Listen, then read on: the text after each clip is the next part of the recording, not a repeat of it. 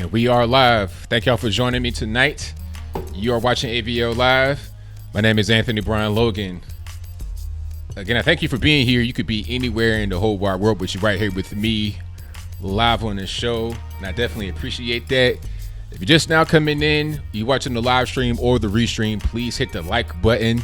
If you're not subscribed already, please do so. I'd appreciate that. Happy early 4th of July. Happy Independence Day. Happy birthday, whatever you want to call it. Happy all that good stuff. Trump will have a parade tomorrow.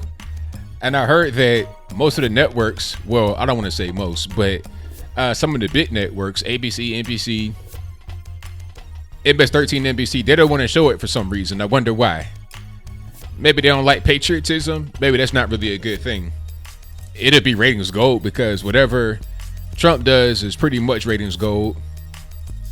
But hey, I guess their ideology of being against the president is more important than making money, which is kind of crazy. You know, that's exactly why a lot of these old school media outlets are dying, because they can't adapt to the new way that things are done. They're so caught up in the old way of doing things, they can't move on. We'll talk about all that tonight. And what else we got going on?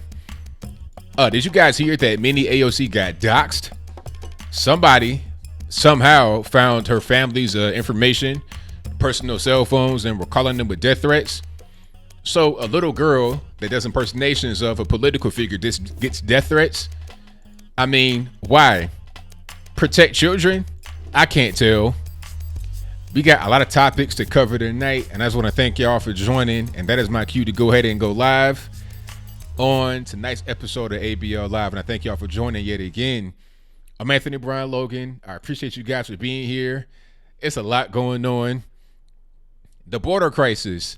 Now, I was told by all of the mainstream media outlets that there was no such thing as a border crisis, that it was manufactured, that Trump was making up things, that it was a political move, that there's no need for a border wall. There's no need for any more border agents. You don't need any more funding.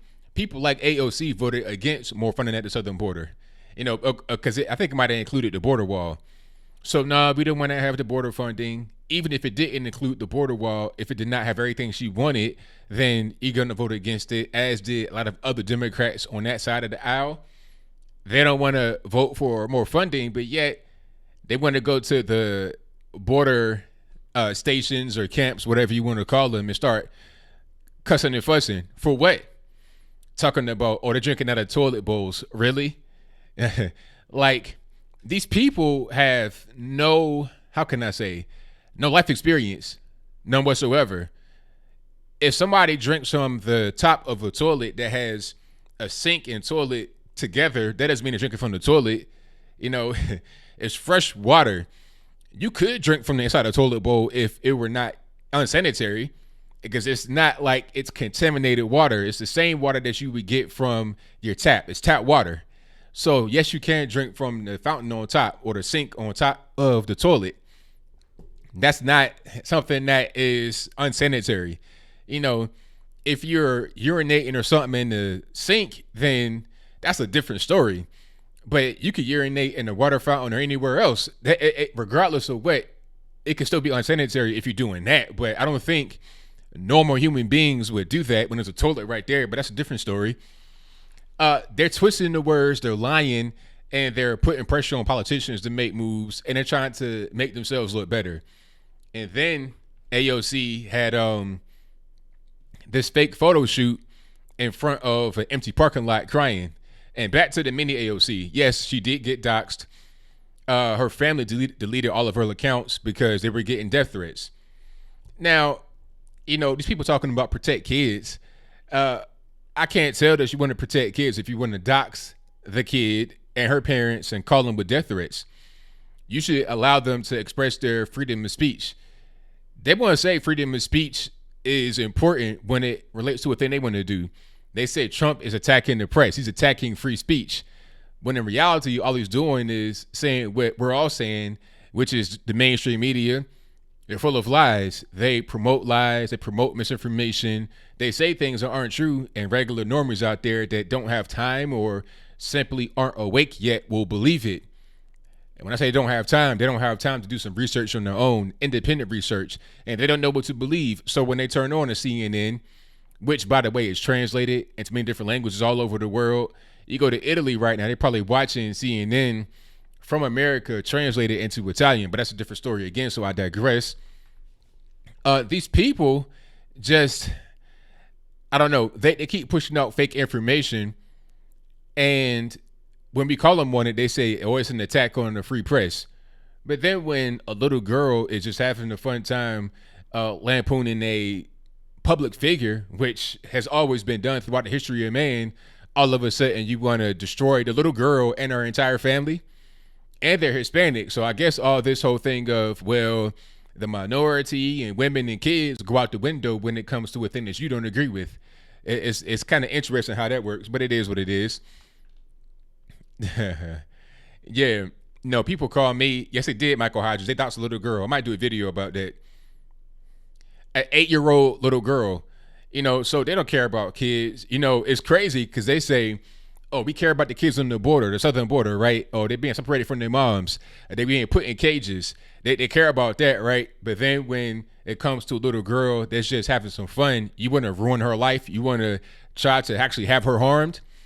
Oh, so where's the compassion? Where's all this empathy for that little girl right there? Okay. And then the thing about them being in cages, please. Wherever they are right now has been going on for a long time. Way before Trump came into office, Obama did the exact same thing. And there was never really a big hubbub or kerfuffle. Now all of a sudden it is. It's because it's politically expedient to be upset. Okay. The left makes mountain out of a molehill to push forward their political agendas. It's so simple, but it is what it is. And talking about so-called minorities and protecting them, Andy No, yet another one. They're threatening many AOC with harm, and they actually follow through on the threat that they sent to Andy No. This guy, I didn't even know he was gay, but apparently he's a gay Asian journalist. I think he's from a different country. I heard his accent. It does not sound American. I could be wrong, though. So he might be an immigrant, probably gay, and a journalist who, in my opinion, is mostly a leftist. He's identified as conservative, but I'm not really sure if that's true. If he's conservative, he's more of a centrist, a center-right kind of person, more than a regular conservative. He writes for Colette, and Colette is center-left as well. Matter of fact, I think I saw somebody from Colette, it might have been a higher-up, an editor or something like that, who was saying that their content at Colette is left of center, and all their writers and contributors are left of center as well. So I assume if she said that then that would identify Andy No as center left, but that's a different story again, so I'll move on. This guy wasn't doing anything to anybody.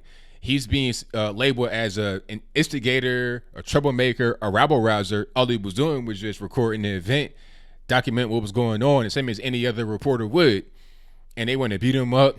And then people on Twitter, blue check mafia people, they're talking to them, oh, he got what he deserved. He's a conservative provocateur. He was there to cause trouble. And all he did was get hit with some milkshakes and silly string. He'll be okay. So they're condoning violence. All this LGBTQIA, ABCDEFG, and minority this, minority that, all that go out the window when you disagree with them, okay? When you are on their side, all of these things matter. All these labels and identity matter. But when you're not on their side, none of that makes a difference.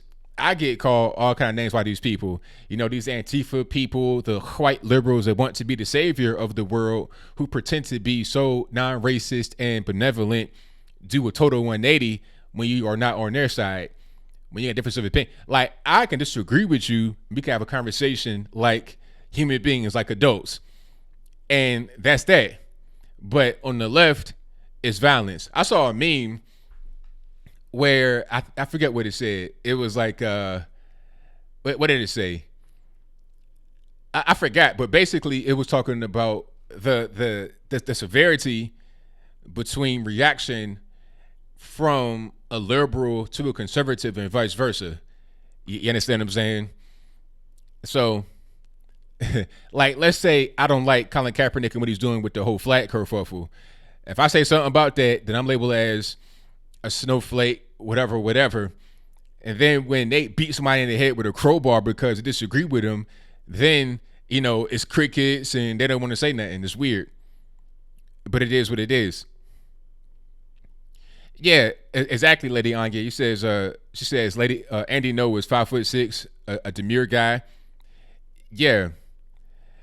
Shout out to his gays who says, "What's up, Mayor?" Then Governor Logan. You're far too kind. That could be more. That could be me one day, but it is what it is. You said the volume is gone. Is my sound messed up? If my sound is messed up, let me know in the box. I can fix it. Because it could be my microphone just messing up. But if the sound is messed up, y'all let me know. I can fix that. Hold on. No, everything looks good on my end. Yeah, everything should be fine. If the sound's messing up, then that's YouTube acting up. Let me see. I think I'm straight here. Yeah, and Andy No apparently had a brain bleed from the beating. They said he was on Fox News talking to Tucker. Said he had a brain hemorrhage from the beating. Okay, the volume was low, but it's good now. Okay, good money. Sounds all good. Okay, good money, good. But yeah, the left, they're crazy. And you know what? The thing about it is that the left does not understand that the more they keep doing things like this, the more people are going to come to our side. Regular, everyday normies that don't get involved with the back and forth conversations, they're going to come to our side. They're going to see what's going on and be like, you know what? I don't think this is the right way to go. I don't think I like people getting beat up for no reason. I'm just not really a fan.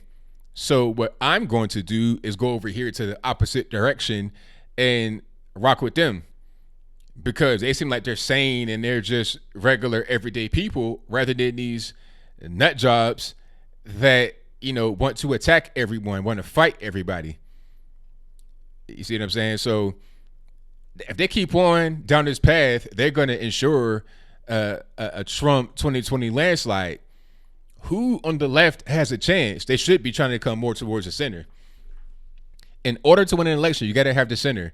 Hillary Clinton believed in a naive way that all you had to do was just go out there with this progressive message and you'd be able to win. You'd be able to defeat Trump by having the media in your pocket, a bunch of money behind you, all this and that. But obviously, it didn't work. She was able to get a lot of people in these really liberal areas, but she couldn't cross the entire country with that message. And that's what's happening right now. You may be able to get some of the more extreme liberal areas and extreme liberal people that are going to vote blue regardless of what, but you're not going to get those that are kind of undecided, the swing states, and you're not going to gain anybody on your side. You're going to end up pushing people away. It's very, very simple. But hey, it is what it is. We're going to see once you get closer to the election. Once we get to be like, I say summertime of next year, you're going to see a lot more triggered people, a lot more upset people because they're going to realize that there's not much enthusiasm happening. Their president is not getting much in the way of valuable airtime. People like Joe Biden, I mean, come on, this dude is barely able to stay awake right now, and we're just getting into it. We're just at the very beginning. If you can't even stay awake now, we are at the very beginning of the campaign. We have not narrowed down a nominee. We've not had any of those things, a primary. We're just starting. So if you're already worn out right now, then how are you going to make it? And if that is happening, it's going to be a really bad situation for these individuals. But hey, they brought it on themselves, so I don't feel bad. It works out well for me. Shout out to Snap Turtle with the super chat who says, big up ABL. Did you see Tulsi Gabbard on Joe Rogan? I did see her on Joe Rogan, yes. That was a while ago, wasn't it? Probably about a month or two ago. I did see her on there. I didn't see the whole thing, but I saw some of it. Tulsi Gabbard, I'm not a fan. Like, the thing about Tulsi Gabbard is that she's a one-trick pony. Being anti-war is all good, but I saw her during the debate as well. And when she got on stage and said that she would give free health care to illegal immigrants, I mean, anybody that raised their hand has no chance. And that was everybody.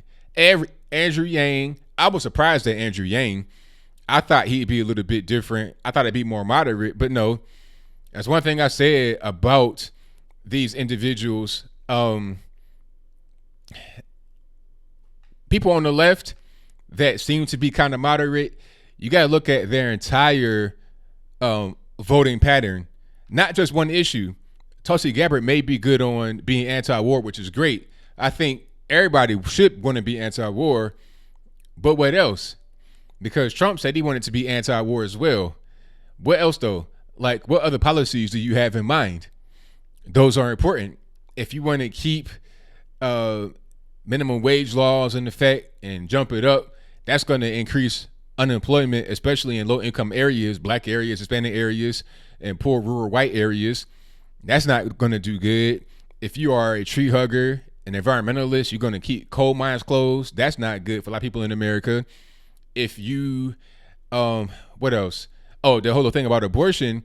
If you think that abortion should be provided to illegal immigrants for free, that means you believe in abortion in general. You don't want to repeal Roe v. Wade. You don't want to reduce access to abortion. You don't want to reverse the trend of all these millions of babies dying from abortion yearly. You don't want to do anything about that. So although you have one good policy, how could I consider you to be electable when you have so many other damaging policies? I think it's like that with anybody. You gotta look. You gotta weigh their pros and cons. And then on top of that, if you're a Democrat, you're gonna vote party line, usually with your party. You're not gonna be in there fighting with your party, especially if the Democrats support you. If they're behind you, they are counting on your vote when it matters, or your veto when it matters. Oh, Trump's definitely going to win. Like, nobody that's running right now is even as good as Hillary Clinton was in 2016. And she was a mess, but she had the juice. She had plenty of money. She had name recognition. She had all those things. Nobody is as good as her on the campaign trail right now. You know, the only ones that could be as good as her are like 80 years old almost. Bernie Sanders and Joe Biden, 1 foot in the grave each. All right? They're pretty much done. I'm not trying to make any kind of jokes about elderly people, but it is what it is, man. At a certain point in time, you can't live forever. Father Time was undefeated. Yeah, oh yeah, and Tulsi's a gun grabber on top of that. Yeah, that's right. And that's crazy because she was in the military. She touts her military experience all the time. I was in the military, I was overseas, all this, that, and the third, but then you want to grab guns when you come home. Okay? So you can't have two things exist at once. You can't be anti-war and also be anti-gun. Because if you're anti-war, what are you going to do when a country that should have been aggressed upon invades you? You know, nobody has any weapons. You're going to have the government be relied upon to defend the citizens, and that shouldn't be the case. If you're in a situation where you're getting robbed right now, somebody got a gun in your face, they kick your door in at your house, the government is not going to protect you in that moment. All they're going to do is come get a police report, collect a body, collect evidence or something like that. They're going to come afterwards to enact justice. Sometimes they're able to stop an active shooter, but not all the time. And matter of fact, I just saw a video today of the Vegas shooting. Remember that? Where the guy shot the country music people at the festival? Well, it was an officer that went into the actual hotel and froze up, just like the Parkland guy. He got fired for that, but I think that if you freeze up in that situation, you should get locked up. Or it should be, if not locked up, it should be more of a civil penalty. You should get sued for that because that's your job to interfere. That's your job to intervene in that situation. So if you don't do your job, then what are you there for? You are endangering people because people rely upon you to protect you. But back to my point, the government cannot protect you. Protect yourself. That's how it's got to be. So you can't be anti-war and also anti-gun, because what am I to do if I'm aggressed upon? You see what I'm saying? So it's just kind of a weird thing. Thank you to Papa Lou 7171 who says, "What up, ABL? Keep up the great content. Will do." Thank you for the donation. Miss Novak says, "I'm not sure if it's possible for you to be any more amazing." Thank you for the very kind words in your donation. Definitely appreciate you. Now, here's my thing about assault weapons. What is an assault weapon? You know, Tulsi wants to ban assault weapons. What's an assault weapon? I've not seen anybody on the campaign trail define it. I mean, definitions mean things. Words mean things. You can't just say, "Oh, we're going to ban this and we're going to ban that." You gotta tell me what it is we're gonna ban here first before I just jump on the bandwagon and say, yeah, go ahead and ban it. Because that can be anything. I don't think there's a gun in the store that you can buy that says assault weapon on it. Maybe I'm wrong about that, but I think I'm right. Okay. You could call anything an assault weapon because it's a weapon you use and you could assault somebody. It could be a handgun, it could be a shotgun, a rifle, whatever. It could be not even a gun. It could be a blunt instrument, a bat, a piece of plywood, a baseball bat with aluminum cork or something, whatever. It could be a knife, a machete, a kitchen knife, pocket knife. Anything could be an assault weapon. So let's be specific and exact and correct and say what it is. Either way it goes, we probably shouldn't be banning it. If you're talking about fully autos and stuff like that, 99 times out of 100, the average normally does not have access to any kind of fully auto. I mean, it's possible to get one as a citizen, but it's not that common. Most people have a handgun, 22, 9mm, maybe even the big 4.5 or something like that. But usually like a 9mm, something that's not too difficult to carry around and use. Or you have a long rifle or a shotgun or something like that. But a long rifle is a long rifle for the most part. When you're talking about what a normie would get, what the average gun buyer would get, an AR-15 is a long rifle. There's rifles that do the exact same thing an AR does without all the so-called scary-looking instruments and the black paint on it. Get me a wood grain rifle. I can do a lot of the same things that AR-15 does, but that's a different story. Exactly, Nacho. My voice is an assault weapon. A butter knife. Yeah. Let's get back to toilet water because I see that. Shout out to Mike A. Toilet water. I mean, have you guys seen Idiocracy, the movie? Have you seen that? I feel like I'm living that right now. Remember the scene in the movie where, well, to give you a little bit of background because you have not seen it, this movie is set in a dystopian future, I suppose you could call it that, where the people have become so dumbed down by corporations and media and television, they're just totally retarded. I mean, nothing against anybody that's disabled. I'm talking about they don't understand basic things. They're trying to water crops with this substance called Brondo. It's like Gatorade. And anytime the guy who comes to the future, who was like a regular person of normal intelligence, anytime he says, hey, put water on the crops, maybe they'll grow, don't use Brondo, they're like, well, Brondo has what plants crave. It has electrolytes. They're saying that water, because you see it in the toilet, is bad for you to drink. Meanwhile, just because you got water in the toilet does not mean that you can't drink water, period. Okay? Ain't nobody saying put your head in the toilet bowl and lap it like a dog. Ain't nobody say do that, but you can get water from a source that's not contaminated and drink it. You see what I'm saying? Like AOC saying, oh, because the water came from the same thing as the toilet is on, that it's toilet water. Ain't no such thing as toilet water. It's just water that happens to be in the toilet. And then on top of the toilet, there is a sink. You could drink from that. It's just like having a half bath for your house or regular bathroom. You're going to have the toilet right next to the sink. It's the same thing.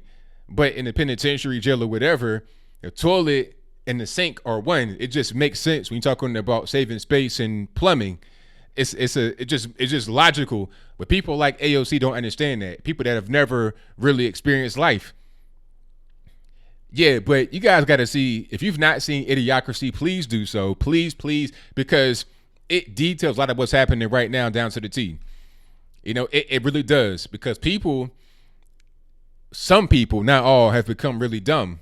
They don't understand really basic things. Like I found myself today explaining what the flag represents, the U.S. flag, the ones that are behind me. I was explaining what the stars in the star field mean. The stars. I'm talking about the stars in the star field. Somebody said that Betsy Ross flag is not the American flag because check the stars. Look at the stars. It ain't the American flag. I'm like, okay, so you don't know that the stars in the star field it represent states. You had 13 stars in the star field because it was only 13 states. We added more states. We got more stars. And the stripes represent the 13 colonies. And it's the exact same in the Betsy Ross flag and the current day flag. It's the same American flag. I find myself explaining really basic, I'm talking like first grade history stuff. Things that I'm shocked people don't know. And then the thing is, people say, they say, "Are you so smart?" I mean, thank you, I appreciate it, but I feel like some things that I have to explain, and many of us do, people should know. People should know things about their own history, about what the flag means, the American flag. You've seen it your whole life, don't even know what it means. You know, it didn't talk about that right quick before we get to the cause. How is the Betsy Ross flag a symbol of racism? It makes zero sense. I feel like Nike did that because they didn't want a PR nightmare. They don't really care. They're more worried about money. They feel like if they were to release the shoe, then it may cause a backlash, and they don't want to do with that. They don't want to do any kind of negative PR. I would be upset if I were Nike, not at anything other than Colin Kaepernick, because that's their client. So you're paying this guy to represent you, and he's going out there talking about you racist, talking about your shoes are racist. So your own client is making you lose money. Are you gaining more than you losing? I'm not really sure. Because let's be clear, they're making money from Colin Kaepernick because a lot of people out there buy into the whole SJW narrative. A lot of companies are trying to go down that road. Gillette and other people during Gay Pride Month, it was crazy. You know, I've seen some Gay Pride Month spectacles in my day, but nothing like I saw this year, 2019. It was off the chain. Everybody changing their icons online. Everybody doing these the rollouts. People coming out as gay on the last day. It's like, wow, this is really off the, but hey, it's all about money. They're seeing money in it. They're having an opportunity. But yeah, this whole thing is just wow. But it is what it is. I'm explaining basic stuff. What does a flag mean? What is a U.S.? Is it a democracy or a republic? Basic stuff. People in the debates talking about, oh, it's a democracy. What? ALC talking about, oh, it drinking toilet water. What? I mean, if I were on the left and I was just of average intelligence, I'd be like, okay, why would I vote for them? They don't understand the basic of basic things. It's crazy, but it is what it is. Oh, see, the left, Ricky Bobby Jr., the left, all they have is racism. That's all they got. Their whole thing is based on racism. If they could not promote racism, it won't be anything to promote. They've had their whole wagons hitched to that for quite a while now. That's just pretty much where they're at. But thank you to Ms. Novak, who says an assault weapon, anything you can use as a weapon to assault someone. Exactly. That's my point. I could have a machete, a pocket knife, a pencil, whatever it is, that could be an assault weapon. Since they've not clearly defined it, just look at the words and see what it says and just apply some basic logic to it. But thank you for your donation. Thank you to Sean Mayer, who says, St. Anthony, patron saint of Washington Democrat debate, so we don't have to. Thank you for that, man. Definitely appreciate you. Thank you to Phil K, who says they're just trying to justify their hatred for America. Keep up the good work, ABL. Stay blessed. And when are we running for office? Hey, I appreciate that. Thank you. Now, I don't know when I'm running. People keep asking me. I think I will run one day. I had no intentions on running. I didn't think I would become a politician, but if I have to, I will. But that could happen in the future for sure. It probably will because, it's kind of like the natural thing that I probably should be doing. But thank you for your donation. All right. What else we got here before we get to the calls? And you guys know the number. If you don't know the number, it's right there. 434-658-1220 is also in the description box right at the end of my little summary of today's show. 434-658-1220. I'll get to that in about 2 to 3 minutes. Let me check our super chats in the regular chat right quick before we get to it. Let me see. Yeah, so, speaking about the flags and all that, did you see Charlottesville? I did a video about that today. Thomas Jefferson is being canceled. Basically, it's a holiday representing his birthday on April the 3rd in Charlottesville. Now that's being canceled. They're replacing it with a Freedom and Liberty Day. It's like the own version of Juneteenth, okay? Because Juneteenth is when the Union soldiers came to Galveston, Texas, and said that the slaves were free. they had already been free, but they didn't know because it wasn't no email or phone calls. They had to come down to Texas, tell the slaves they were free. It was the same thing in Virginia on March 3rd, 1865. So that's their own version of Juneteenth when the slaves were officially freed. So they're going to represent that. They're going to acknowledge that rather than his birthday. Now, in my mind, I'm like, okay, you could have that day be observed and his birthday observed as holidays. Why must you cancel one for the other? They're trying to say, oh, it's about just trying to update. No. You're trying to hide away from this man who basically is responsible for Charlottesville being what it is. He founded UVA, which is what the whole town is based on. Charlottesville is like 48,000 population.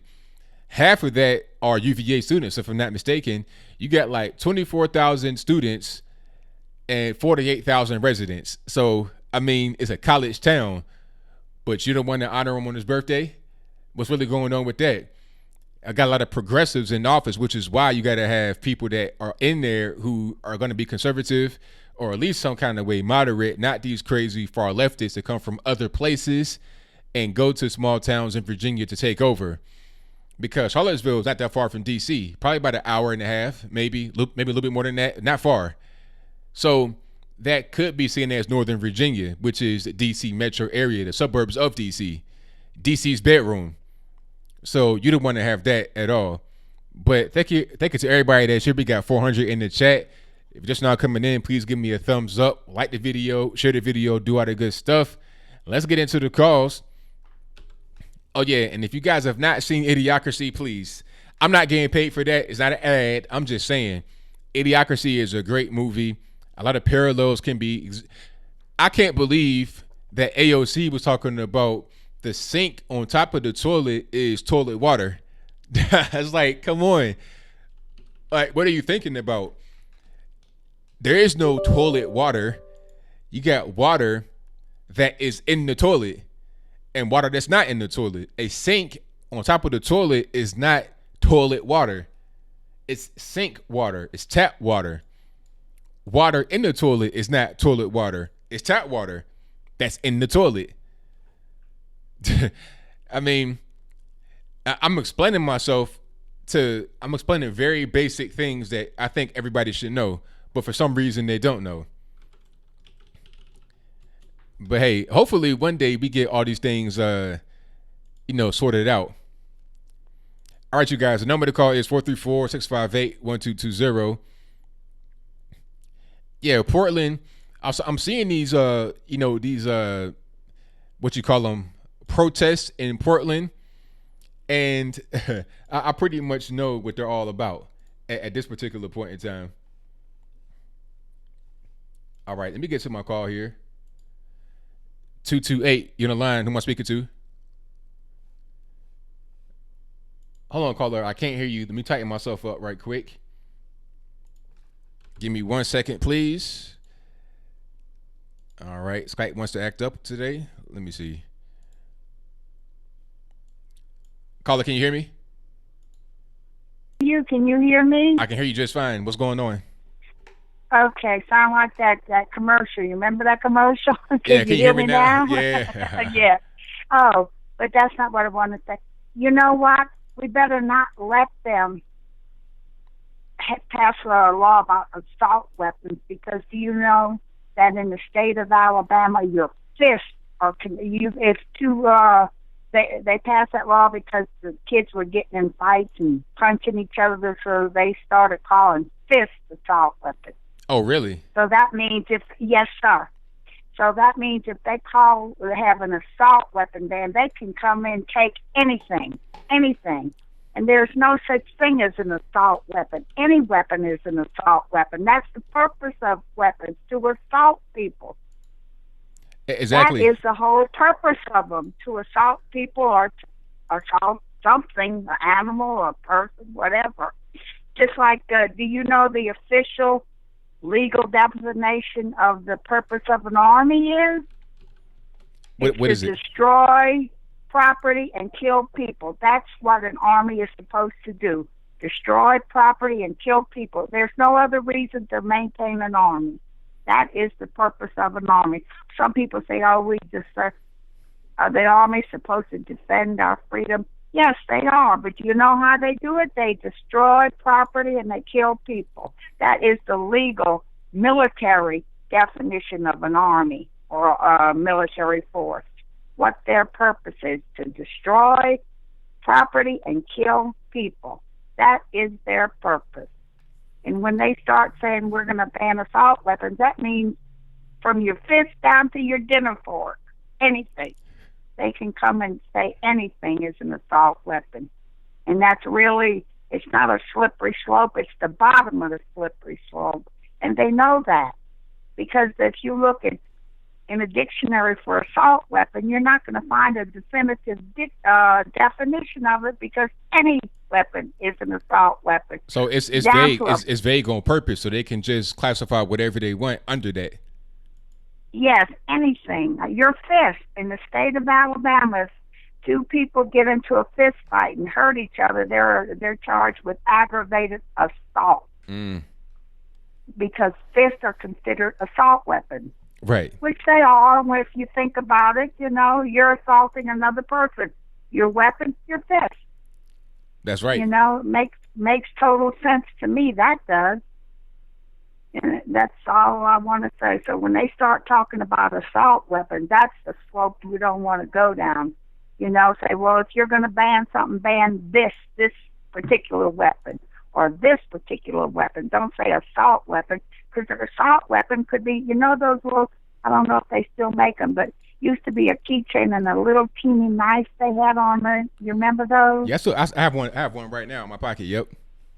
Yeah, those little teeny knives. Yep. I don't know what you're supposed to do with it, but if they wanted to, they could call that an assault weapon.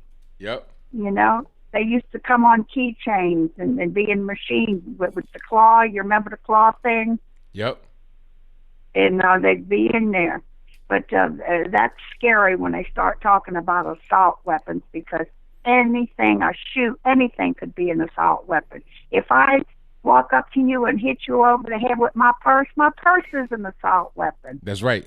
Which I wouldn't do, by the way. I'm a nice lady, But that's just an example, All righty. Well, thank you for the call. I definitely appreciate you. Okay, that's what I'm talking about. Okay, bye-bye. I love your show. All right, thank you. Bye-bye. All right, shout out to the caller. She's 100% correct. I mean, if you can hit somebody with it, it's an assault weapon. It is what it is. Let me get to my next call. All right, caller, you on the line, 617. Yeah, this is Ivan, man. All righty, what's going on? What's going on, man? Why, so you see, you were saying, I saw one of your videos, 2 comments, that was a big accomplishment by Trump going over North Korea. You said what now? There was a big accomplishment by Trump going to North Korea. You have one of your videos that I saw. Yes. That I was listening.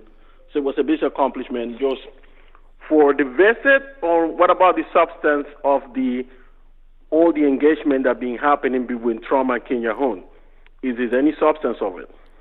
Well, I believe it is. I mean, they're actively negotiating peace talks. They're talking about reunification between the North and the South. I mean, people are saying that, things aren't happening quick enough, but Rome wasn't built in a day.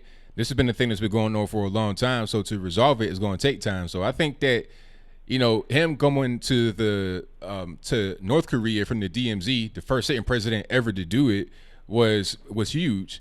And it showed, in my opinion, Kim Jong-un, that we're serious. We're not trying to, go in there and, fight or attack anybody. We're just trying to have some peace. And it shows respect as well. So I think it was definitely a lot of substance there for sure.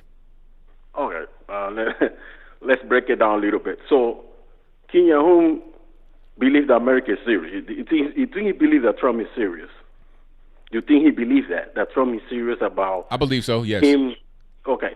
So if he's serious, the guy's not stupid. I mean, those guys been in power his son has been in power since 2001 or 11. I don't remember what, but I know we've been negotiated with them before in the past. We did it in 1995 when Clinton was president, and they were cheating. That's how we pull out of the deal, and then we put sanctions because they were cheating when the EA inspector were cheating. Now, with if he's serious, we have a deal with Iran where 7 countries were involved. We all agree about the deal, and Iran and Trump put out of the deal, and then put very hard sanctions on Iran that was obeying the deal. It was the EA report. You kind of going all over the place. How did we get to Iran? We're talking about North Korea. Let me explain to you. So, what make you believe that Kim Jong-un will trust Trump or will trust any other president of the United States when this president did not honor a deal? There was an international agreement. So why should he trust him? Well, I mean, that's a different country, different circumstances. No. But the conditions are the same, though. The conditions are the same. You make an agreement. If I make an agreement with you, you're supposed to honor an agreement. At least I break it. Trump did not make the agreement. At least I break it. Trump did not make the agreement. So what are you talking about? So okay. That's what he gets. That's what. You said. Wait a minute. Hold on. You said if you make an agreement and then break it, why should you trust him? But Trump didn't make it, so you're wrong. I'm not wrong because you said. Wait a minute. You said if you make an agreement and then break it, who is you? It's not Trump. Trump didn't do it. So you're talking about why should Kim Jong-un trust Trump? Trump did not make that. Wait. Let me finish. Trump did not make the Iran nuclear deal. He didn't do that. He got out of it. It wasn't him that made it. It was somebody else that made it. So why did he get out when other countries and everybody, the EA reports, everybody saying that, I mean, all the reports, you could look it online. 97% uranium enrichment dropped to 3%. Centrifuges dropped from 97% to 4%. So that means Iran is very unlikely to build a nuclear bomb. So, and then the guy decided to pull out of the deal because he wanted to screw Obama. He didn't like Obama. No. He pulled out of the deal for a lot of other reasons because him. Let me finish. The thing about it is they're also funding terror all over the Middle East and the world. They were still doing that while in the Iran nuclear deal. So wait, let me finish. I'm gonna finish. So why would you be in the nuclear deal when they're still funding terror? The whole point was to prevent the terror, but they're funding terror while in the Iran nuclear deal. So it doesn't make any sense. Why would you still continue to be in the deal? You're wrong. So wait, sir, you're on mute. When I get to talking, you gotta just relax. You gotta relax. Now the question is, does Iran? So if I'm asking you a question, then you can answer. But until I ask the question, you need to just be quiet. So, does Iran fund terror in the Middle East? Yes or no? Saudi Arabia fund terror. So what? No. The question was, again, you're muted and nobody can hear you. I can't hear you either. The question was, does Iran fund terror in the Middle East? Yes or no? Yes or no? Let me explain to you. I don't know that. So you don't know? Okay. So what are you talking about? You don't let me talk. CIA, according to the CIA, they do. If they do, the CIA also said that Saudi Arabia support terrorists. So why we don't put sanctions on Saudi Arabia? Well, look, we're not in a nuclear deal with Saudi Arabia like we were with Iran. Saudi Arabia have long-range missiles, same long-range missile that Iran has. Sir. I'm answering the question. If you just stop talking. Now, we were not in a nuclear deal with Saudi Arabia. Do we have a Saudi Arabia nuclear deal that they're violating because they're funding terror? So why, do we have a deal with them that does that? You're going all over the place. No. You asked me. The question was, you muted again. The question was, why do we have relationship with Saudi Arabia, although the CIA says that they fund terror? Well, the answer is, if they do fund terror, which I'm not sure they do, but if we do, we were not in a nuclear deal with Saudi Arabia like we were with Iran. Because they are according. We don't know if they enrich uranium. It doesn't. It's irrelevant. How do you know that they are not pursuing a nuclear weapon? Who? Saudi Arabia. That's unimportant. We're not in a deal with them, so it doesn't matter what they do. We're not in a deal with them. So the whole point was. Why do you not? Okay, so stop. Sir, you on my show. You can't just. No, because you don't make sense. Look, man. Look, I don't got time to be arguing with you for real because you can't be on the line all night. So get to your point and we can move on. The deal it was to prevent Iran to having a nuclear weapon. United States pulled out of the deal, put hard sanctions. The other countries still support Iran because they're obeying the deal. The EA report said they're doing what we're supposed to do, right? Hello? What are you talking about? I'm talking about the EA. You know what the EA is? But just get to your point. We don't have all day. Get to your point. My point is, if Kim Jong-un say, hey, remember, Iran has elections. They have different presidents. Kim Jong-un is a dictator. He's going to stay there forever until he freaking dies. What is your point? My point is, he will never trust this country. He will never give up his weapons. That's your opinion. He already told. He will never. He will never. That's your opinion, and that's nice. You have your opinion, and I have my opinion. Let me explain to you. The worst thing, right? Trump has been meeting in 3 times. He has not put out a deal forward to say, hey, you know what? We're going to compensate you. We're going to remove some of the sanctions if you start dismantling your nuclear arsenal. You talking about who? You talking about what country? What country you talking about? I'm talking about North Korea. Okay, so like I said from the beginning, it's going to take time. It ain't going to happen right away. But you want things to happen right now. When you want it to be going on right now. United States, okay. So when the United States meet with Russia, Gorbachev, Ronald Reagan say, okay, we're gonna meet, but this is the condition before we will meet. So they have the middle diplomats already engaging in negotiation to have say, you're gonna start dismantling all your nuclear facilities. All right. So I mean, what's like? Get to your point though. Like, what do you? My point is that everything is a photo-op. It's a marketing tool that Trump is using. That's your opinion, and that's fine. Fooling his people. It's a marketing tool. That's your opinion.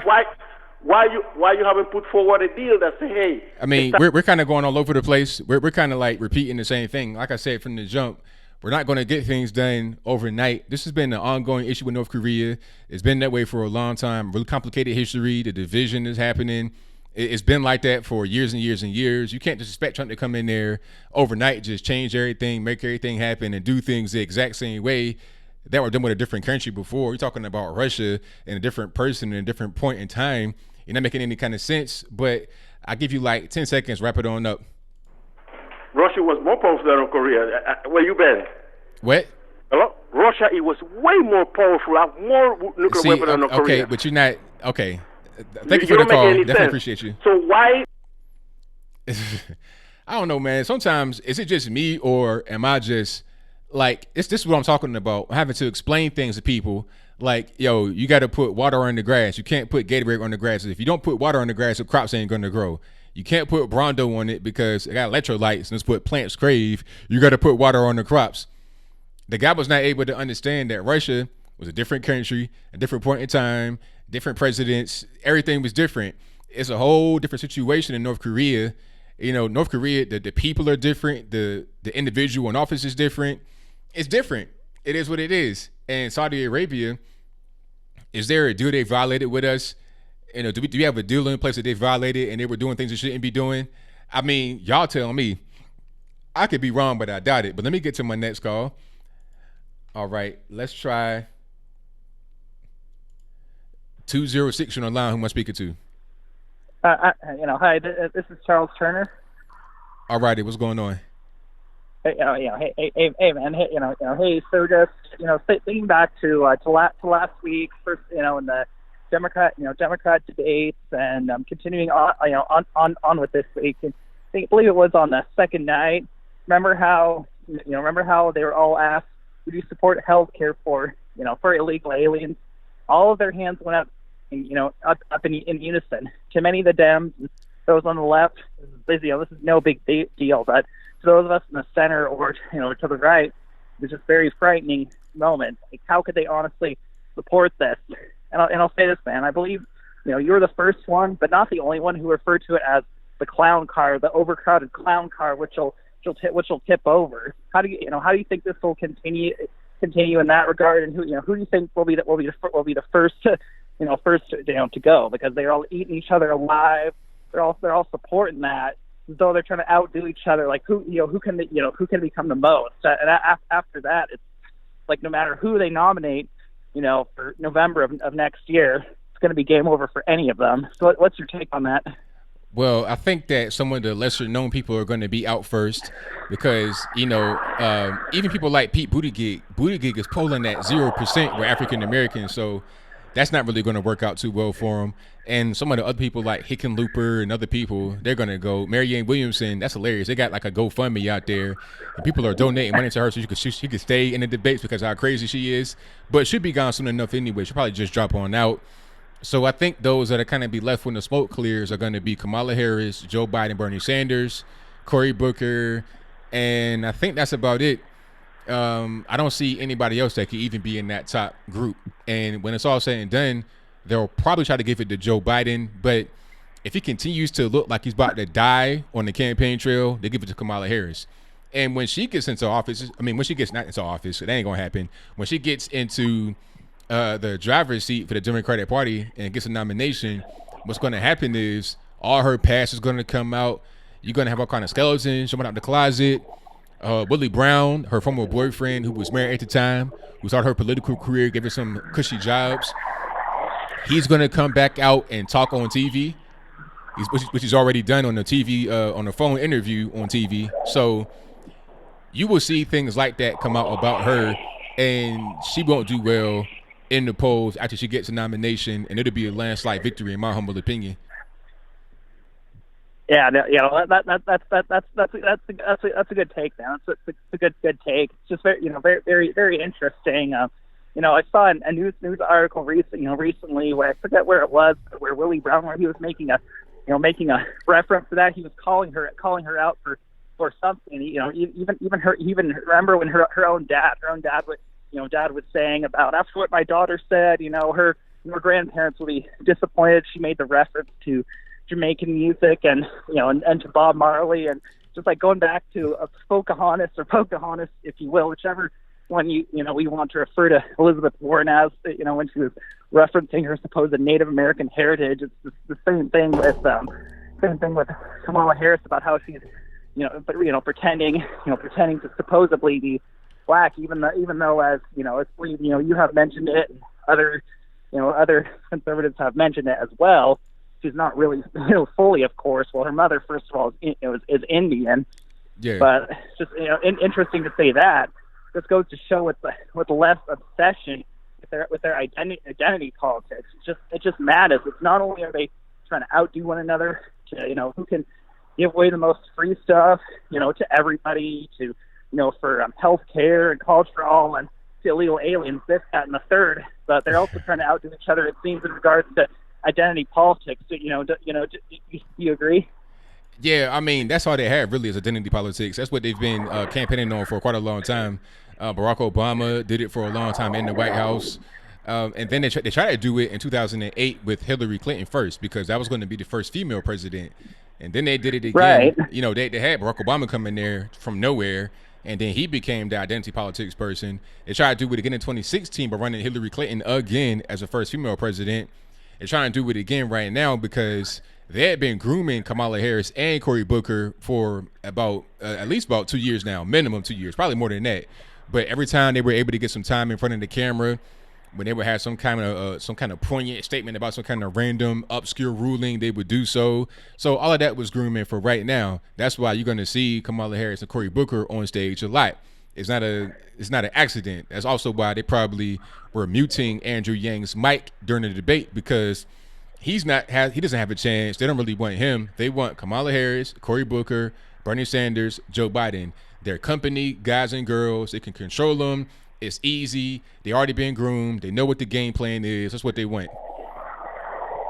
Yeah. That sounds pretty spot on. And then they'll say what we've just been talking about in connection to the ridiculous controversy, and they're talking about the Betsy Ross flag and Colin Kaepernick, calling that out, this, that, and the other. I heard I forget who it was. I think it was the New York Times said something about it, and then one of the clowns who's running in the Democratic field, Julian Castro, even said something about the flag. He said, I believe it was, correct me on this, man, like, gotta be more inclusive and more diversity and this, that, and the other. It's something totally preposterous. Of course, the former mayor of San Antonio and HED secretary, under Barry Obama, it's like wow, and again, Julian Castro, another one of the ones who doesn't have much of a chance. But it's just like, wow, seeing him and all the others and hearing this, I was like, wow, dude, like you know. But see, all they do is just pounce on things like this because they feel like it'll give them some more attention, some more visibility, some more, I guess you would call it street cred in the Democratic Party and out there with the voters. They feel like if they attach themselves to a thing like this, the woke folks will vote for them and they make them become more popular. But really what it does, it creates more of a divide between the left, which is now the far left of the Democratic Party has been subscribed to, and just regular everyday people. And then once they get out there on the campaign trail, the polls might say one thing and the actual voting will be different and they'll be surprised. Then they're going to try to say, oh, the Russians colluded again. The election was stolen. Same thing with Stacey Abrams. She's still saying that the election was stolen from her in Georgia, talking about voter suppression. It's like, no, see, the thing is, I live right here in Tennessee. I'm in right at the Georgia line. So I saw her commercials on TV while she was running. Like, I'd be watching the news. All of a sudden, here she is talking about we're taking guns away, and that's an old way of doing things. Everybody in Georgia, black, white, whatever, has a gun. Almost everybody. You understand what I mean? It's not like right, yeah, man. It's not like a thing that's only for white people in their trucks. You're talking about black folks in the nice area, black folks in the poor area, Hispanics don't speak no English. Everybody has a gun. So when she came out and did that, that's what caused her to lose. She could not gain the support from the majority of people in the state, regardless of race. But she wants to blame it on the election interference and fraud. That'd be the same thing that those on the left do when they lose again in 2020. But thank you for the call, man. Definitely appreciate it. Get to some more calls here. Okay, sure, man. Yeah, thanks for taking my call, man. All right, thank you for the call, man. Definitely appreciate you. All right, man. Yeah, Stacey Abrams, you call her M1 Abrams tank. Well, at least I did. But she's talking about interference. Election was stolen. And then it's not only her talking about that. You have her colleagues in the Democratic Party. And the reason why I say colleagues is because she's not in government right now. So I'm not really sure how you call people your colleagues if you're not working. But that's a different story. And I digress. But these people that she used to work with or people that are in her same affiliation were saying that it was stolen from her as well. No, Brian Kemp run a better campaign. She wanted to be, and she was, anti-gun throughout the election process, throughout the campaign. But Brian Kemp was pro-gun. He had a great commercial series. I mean, he had a thing where he had the truck running up illegals. Like, that was hilarious. And then he had the one commercial where he was pointing the gun at his daughter's prom date. You know, that kind of stuff. Really, it came from meme culture, in my humble opinion, because I was seeing things like that online before he started running. And also, it just spoke to the heart of Southern people. We love our guns. You know, we're not for the illegals. That's how you won. It's simple. And he's conservative, and Georgia's a red state. But, hey, let me get to my next call. 954, you're on the line. Who am I speaking to? Hello? Yes, who am I speaking to? Can you hear me? I hear you well. Rene? Hi, how are you? My name is Rene. All right, what's going on? Is this ABL? Yes, it is. ABL, I wanted to call you about the gentleman that was talking about the Iranian deal. Yes. One thing that they don't understand is that deal, it's not a treaty, right? It never passed Congress. So it was unilateral. And therefore, the guy was complaining about, hey, well, how can you trust United States? Well, United States didn't pass the deal. It was unilateral agreed by Obama and never by Congress. That's the difference. What do you think? Well, I'm not up on the specifics of the deal, but I mean, I think at the end of the day, if it wasn't beneficial, then what was the point in being in it? Like, what was the purpose? And I know one thing that we gave him a lot of money. You know, gave him a lot of money on the pallets. I remember seeing that when they had to fly it in because of the sanctions. They were not able to have access to the international monetary system. And despite all of what we would give, we didn't get much in return. Yeah, I agree with you on that. But the guy was adamant about, but what about the trust of the United States? Yeah, we did this deal with Iran, and we Trump backed it up, back out of it, and not all of a sudden, United States not be to be trusted. So basically, so you're saying it was not like set in stone. Yeah, it wasn't set in stone exactly. So right. it wasn't. So the guy may be half right, because it wasn't a treaty. It was a deal with Obama. It wasn't a deal with the United States. Right. Is that? Yeah, and so if Trump makes a deal, the next, which is not passed through Congress, well, the next president can back out of it because it's not a treaty. It's a deal with the president, and that's what happened with the previous deal with Iran, where Obama made a deal with Iran, which, by the way, I agree with you, it was terrible. It was not ratified by Congress, and therefore Trump came in and said, "No, this is a bad deal. We need to back out of it." But the point is, it's not a deal with the United States. It was a deal with Obama. Right. What do you think about that? Well, I mean, it makes sense. You know, if the United States is not in the deal itself, and you got just this one guy making deals, you know, it's not gone through the proper channels, then that shouldn't even be that's not even proper anyway. So, you know, what's the big deal about getting out of that, about an improper deal? Exactly. So the guy that previously called in, he needs to understand that is that, hey, this deal was not with the United States. This deal was with Obama, right, and the Obama administration. Nah. And I think it's a lack of education. These people don't understand what that deal was all about. Right. It's not a treaty. It was not a treaty. It was never ratified by Congress. It never went through the proper channels to say, hey, United States backed this deal. No, it wasn't. And therefore, bad deal, hey, we can back out any time. If Trump makes a bad deal today that is not ratified by Congress or as a treaty, then the next president can back out of it as well. Right. And that's what we need to teach guys like the previous caller that called in about that Iran deal. I mean, with you, man. Sounds good to me. And thank you for the call. You know, I definitely appreciate you. Yeah, man. Thank you. All right, no problem. All right, there you go. Some knowledge right there. You know, if you got a deal between just the guy and the country, it's like, is this not even really backed up by any actual law? This is just kind of an agreement, kind of a handshake. That ain't really, you know, that's not really what we do in this country.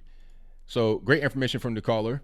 But let me get to my next call here. The number to call is 434-658-1220. It's right there in the ticker. It's also in the description box.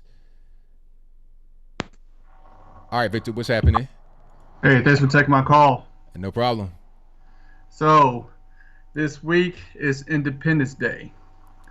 And what makes it so sweet is that the USA yesterday beat England. It feels like 1776 all over again. That's right. That's right. 100%. Yeah, it's a great feeling. In fact, I remember last year with the Men's World Cup, I said on Facebook, on one of my Facebook friends' posts, that I hope England lose like they did in 1776. And you had this English guy out of nowhere that responded to my post and said, "What's your problem, man? Are you a Trump supporter?" I'm thinking to myself, one, what does my political view have anything to do with this? And two, your country voted for Brexit. That's right. That's right. So, like, what are you talking about? Like, y'all can secede in a sense from the European Union. We seceded from y'all, so what's the difference? It's the same thing. Yeah, exactly. So anyway, about the flag. I mean, it was.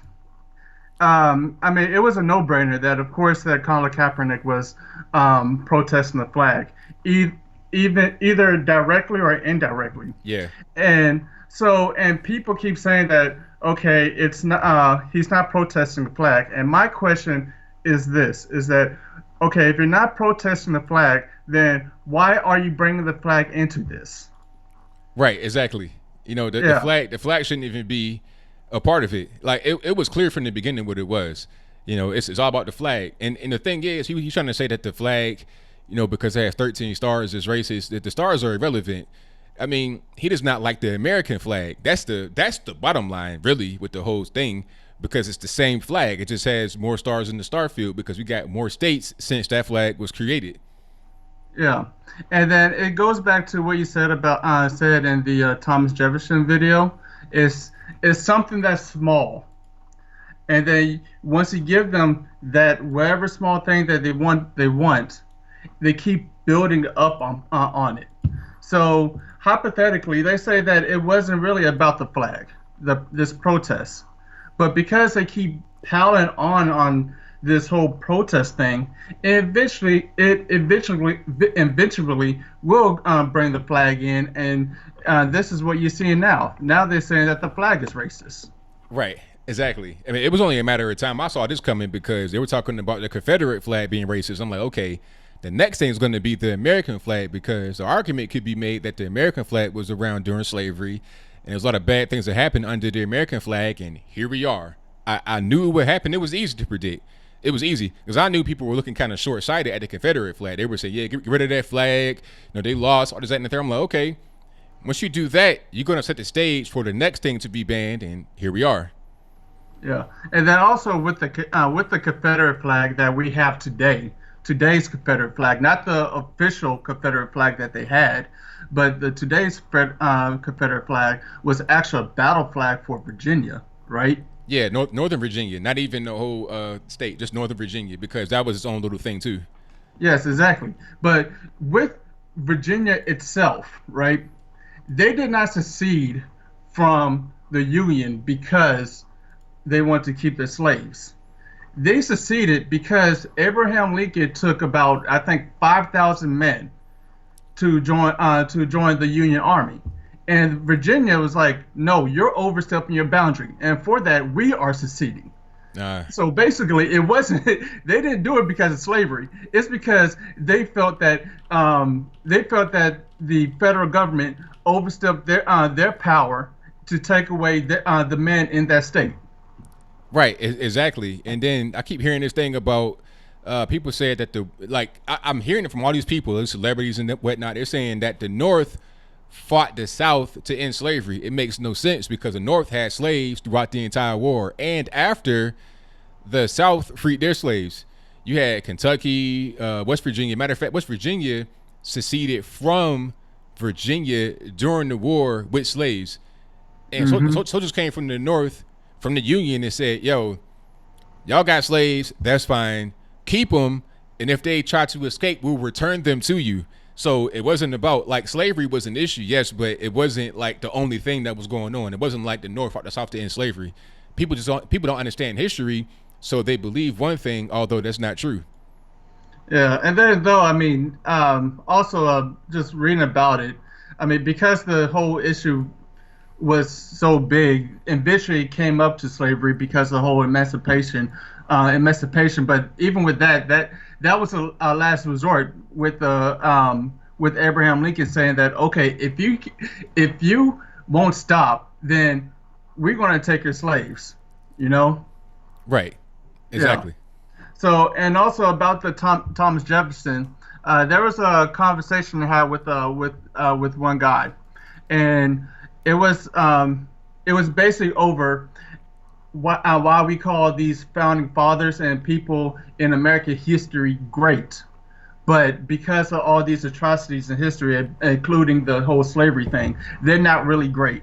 And this is what you're seeing with Thomas Jefferson.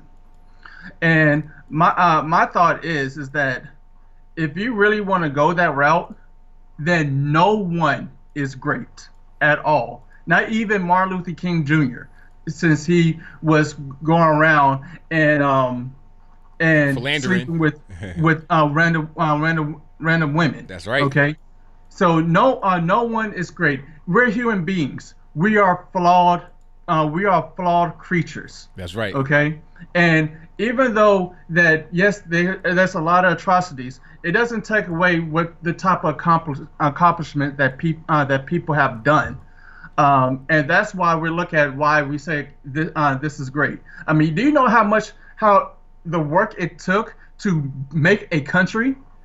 Just an immeasurable amount. People take it for granted. They don't understand what all that it takes, especially over a long period of time, hundreds of years, thousands of years sometimes. It's a lot that goes into it. The language, the culture, the people, the economics, the infrastructure. All these things are very complicated and take a lot of people, a lot of manpower, a lot of resources to actually have happen and to maintain it as well. Yeah, exactly. And then even when they say that, well, this country was never great. Well, okay, let's say that this country was never great. There were great moments within the country, especially for Black people. You know how they talk about the whole reparations, right? Mm-hmm. Well, of course, the Black people were supposed to get their 40 acres and a mule. But until Abraham Lincoln got assassinated, and Andrew Johnson, a Democrat, became president and took that deal away. Yes. But even with that, Black land ownership still increased, and whatever money they were going to get from that land, it appreciated. So because of that increase in land ownership for Black people and the increase in appreciation on the land, they essentially made their money and then some from whatever reparations they were going to get from that. That's right. There was laws that's actually against Black people around that time, but yet though they're still able to find success and gain land ownership. That's right. I was saying that to the dude Destiny. I was debating him on that. I was like, during this particular point in time, prior to 1960, we had all these negative things against us. You had slavery, and before that, long time before that, but it was closer to the end of slavery. Back like during 1940, we had racism, Jim Crow, all these different things going on, but yet we still were able to own land, still were able to do things for ourselves, still were able to be self-sufficient. I feel like the more we became reliant upon the government benefits and handouts, it dampens your drive to succeed, because when you have less and you got to be able to work for what you have, you appreciate it more, you're going to maintain it more, you take care of it better. But then once you bring in the welfare and breaking the family apart, we went down here ever since. It's clear to see. So then people talking about, okay, we want more government handouts. It's like, where are we going? Are we trying to press forward or are we trying to go backwards? Yeah, exactly. And I'm glad that you also brought up about the family situation, because even Black families was better back then than today. Yeah, you had 80%. You had 80% two-parent Black households in 1960. 80%. Now you got almost the reverse. 73% single-parent households. It's crazy. Yeah, and on top of that if you look at with the schools, they had rifle clubs in schools, and they were able to bring guns. And on top of that, there were less gun restrictions. But yet, though, you didn't have this many school shootings or gun violence you had back then than today. So, yes, there were great moments in America. That's right. Exactly. People, they could bring their gun to school, put it in the back of their truck on the window, and there was no problem. The culture was different. Society was different. We're seeing like societal decay in the people. People they're over medicated, they're drugged out, and people are kind of questioning, how is this happening? Well, it's not hard to tell. When you take away the family structure, you take away what makes people and has them grow in a really healthy way, you're going to get negative results. Yeah, exactly. And then the last thing I want to talk about is what the Democratic debates talked about, which is the whole socialism thing. Okay. Yeah. So have you heard of the let me find the word, Holodomor? Holodomor. Are you talking about the Holocaust? No, it's not. It's not the Holocaust. It's like the Holocaust, but it's really not. Okay. Was that in Russia? Yes. Yeah. Okay. I know what you're talking about. So for people who don't know, that's basically Soviet Union version of the Holocaust, where Joseph Stalin made this man-made famine that caused serious genocide to the point where people were doing cannibalism. Yeah. Yeah, and guess what? Joseph Stalin was a totalitarianism, which is what a socialist. Same thing with Mao Zedong in China with the Great Leap Forward, talking about, hey, don't farm subsistence farming in your backyard. Farm, make some steel in your backyard. People starved to death, of course. Millions died. It was a crazy situation. Like, these things always happen everywhere you go. When you try to put socialism, communism, it's the same thing. When you try to institute it, it always ends badly. It never works out the way that they would want it to work out. Yeah, and guess who tried to cover it up during that time? Who was that? New York Times. Not surprised, So you wonder why Donald Trump call out these fake news when they're covering up a genocide in another country. That's right, exactly. Yeah, and then on top of that, I used to think that maybe this whole socialism thing can't happen in a big government. Maybe it could happen in a small community. Yeah. No, it doesn't, because guess who proved it?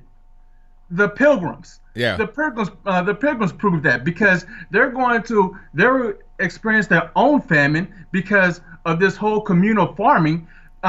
People got pissed off, didn't want to farm, and it led to starvation. And that's right.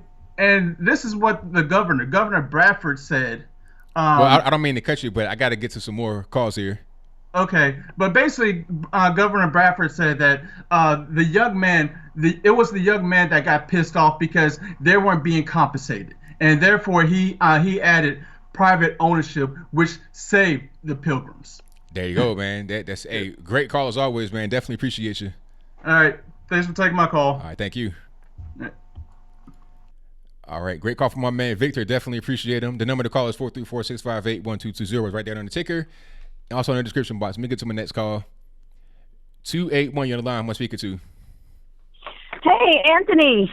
Hey. This is Veronica. I'm living in Texas. And I wanted to see if you wanted to... I have a question about Kamala Harris's comment about busing. Okay. And how she saw it in a positive light.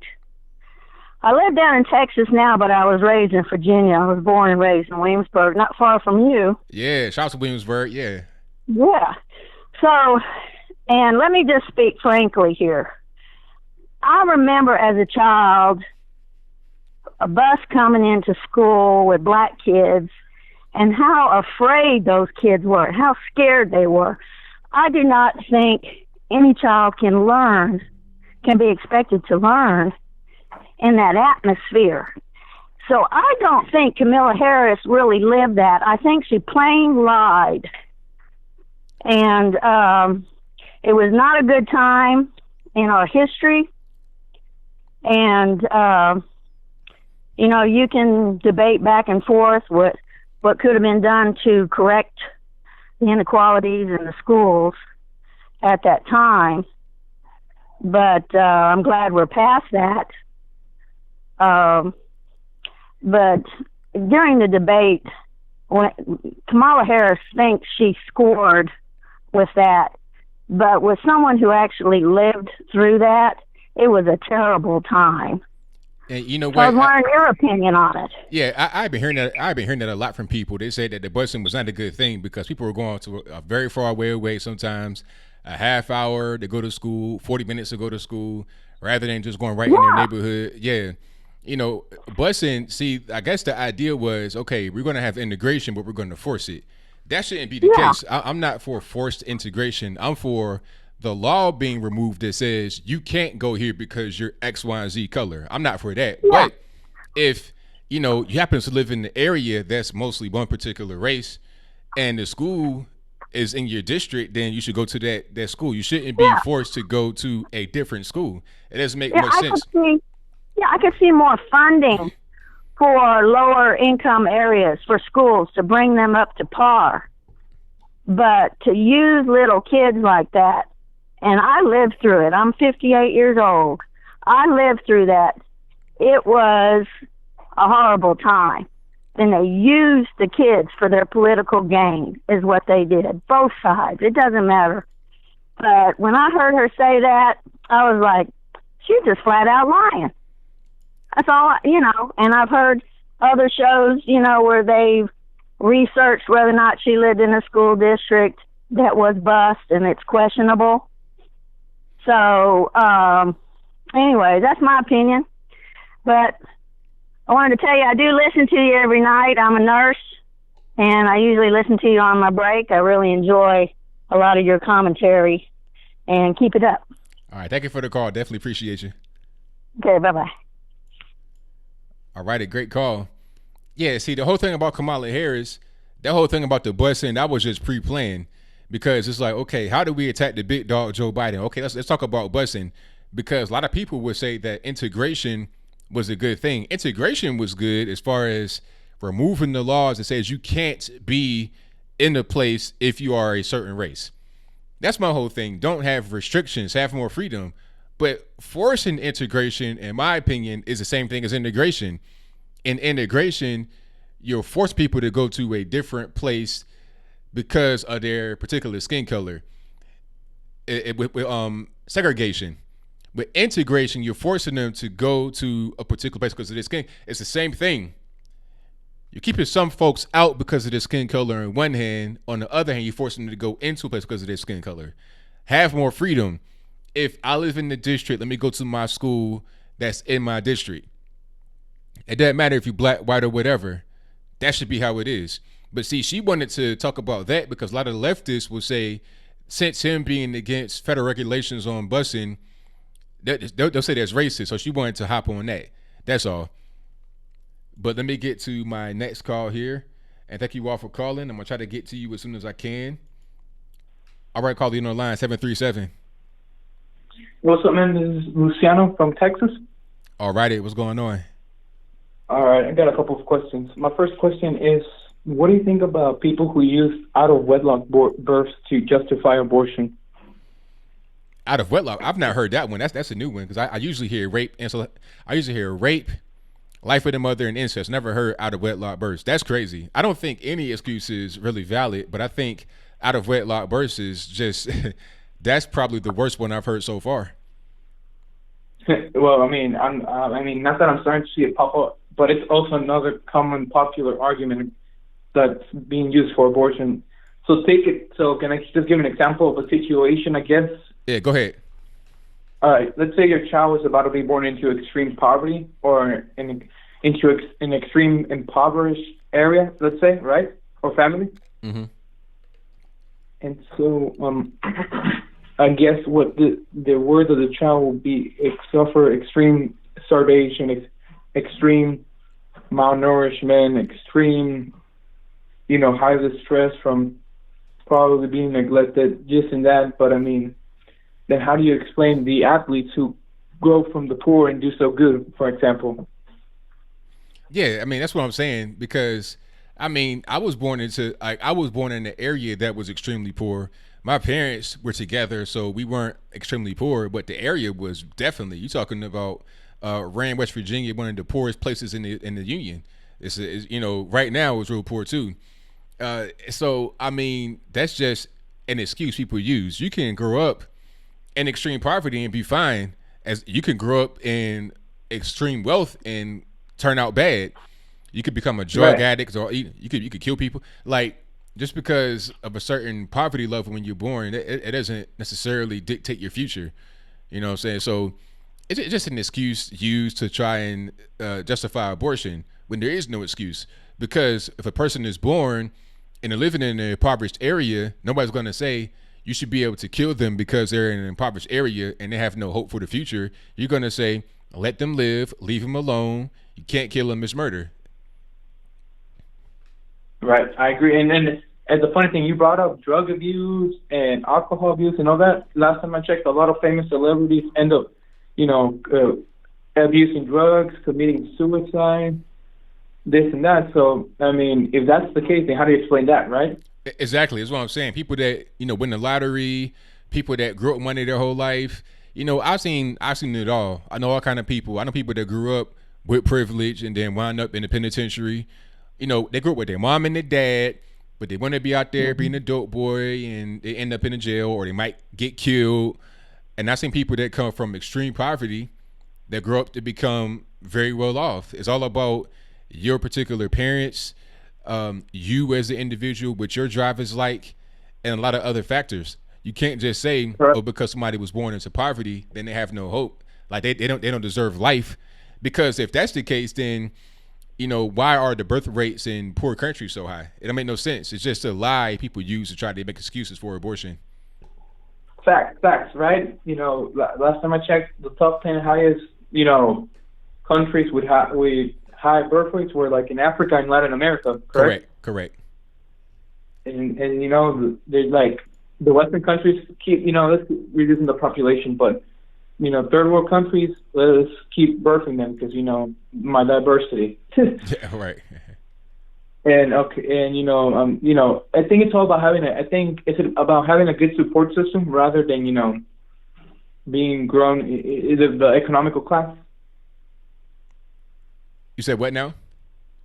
Is it more about having a good support system rather than the economical class? Oh yeah, definitely a support system for sure. That's really, really important. Now, I'm not going to say that money doesn't help. Of course it does. But, if you have a bunch of money with nobody raising you, no support system, then you're going to have a hard time. But if you don't have a lot of money, but you have a great support system, not just mom, dad, but, grandmas, aunts, uncles, like me, I had everybody. Like, I got pictures of myself with like 40 people around me, and they all were helping me and my family. Grandmas, great grandmas, dad, mom, aunts, uncles, cousins, friends of the family, mentors, everybody. That's what you got to have. But some people don't have that, and that can cause problems. That's not a money thing. Yeah, I mean, look at me. I had mental disability, and I grew up in, I guess you could say, moderate poverty. But, I mean, that didn't stop my mom from aborting me. She still wanted to risk raising me, and I mean, I don't have a good support system, but hey, I'm enjoying the best I can out of life. that's all you could do, man. Just keep on pressing forward, man. And a lot of people that have been aborted wish they could have life. So I think everybody, regardless of the situation, should be thankful to have life, and don't take it for granted. Right. All right. On to my next question. What's your solution to tackling black criminality in the United States? Well, the only thing you could do is just get the family back together. Because right now we have a 73% single parent household rate. Bring it back to 80%. And I think the way you would solve a lot of these issues is to get rid of the welfare state. The welfare state is subsidizing these single parent households. If you don't have the welfare state anymore, you can't have any more single parent households, or you're going to have much less of them because you wouldn't be able to fund it. I think like 80% of the prison inmates come from single parent households. All you gotta do is cut that out right there, and you'll be fine, in my humble opinion. Gotcha. But like, let's say we can't tackle, the welfare state and the single parent households. Like, is there another, I guess you could say, alternative solution? Should we keep educate? Do we need more education? Do we need more, encouragement to keep red pilling other black folks around there? Like, I mean, you can do stuff like that, but that'll help some people, but it won't help enough people to make a difference. You see what I'm saying? Like, you'd be able to do some red pilling and some outreach, and that can help some people. Yes, people that are looking to get a different perspective on life, but you gotta get them when they're like before they're even born. Get the parents on point so they can be raised properly. If you don't have that, then you're going to have problems. You're going to still be having the same conversation years from now. You won't be able to make a really big dent until you fix that. Eliminate the welfare state, and then you see the black situation improve.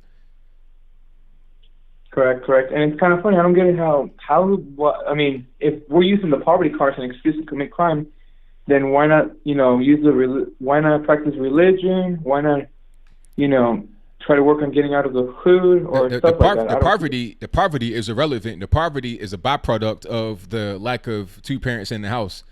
It's a byproduct of the lack of two people being able to get along and raise their children. That's, poverty is a symptom of the illness, and the illness is lack of a family. Mm-hmm. Correct. And, it's kind of funny how they don't realize a lot of blacks voting Democrat are just the high end of the white liberal social engineering regimes. Do they know them? I didn't quite understand that. Can you hear me now? I hear you, but go ahead. Okay, have you studied I guess you could say, the hippie movement of the 60s? Yeah. The drugs and all that? Yeah. And they use black folks to promote drugs. How do you feel about that? Well, I'm not a fan. I think that drugs are they're killing parts of society, really, and that's also a big issue. But again, that's all subsidized by the welfare state. You take a chunk out of that welfare state.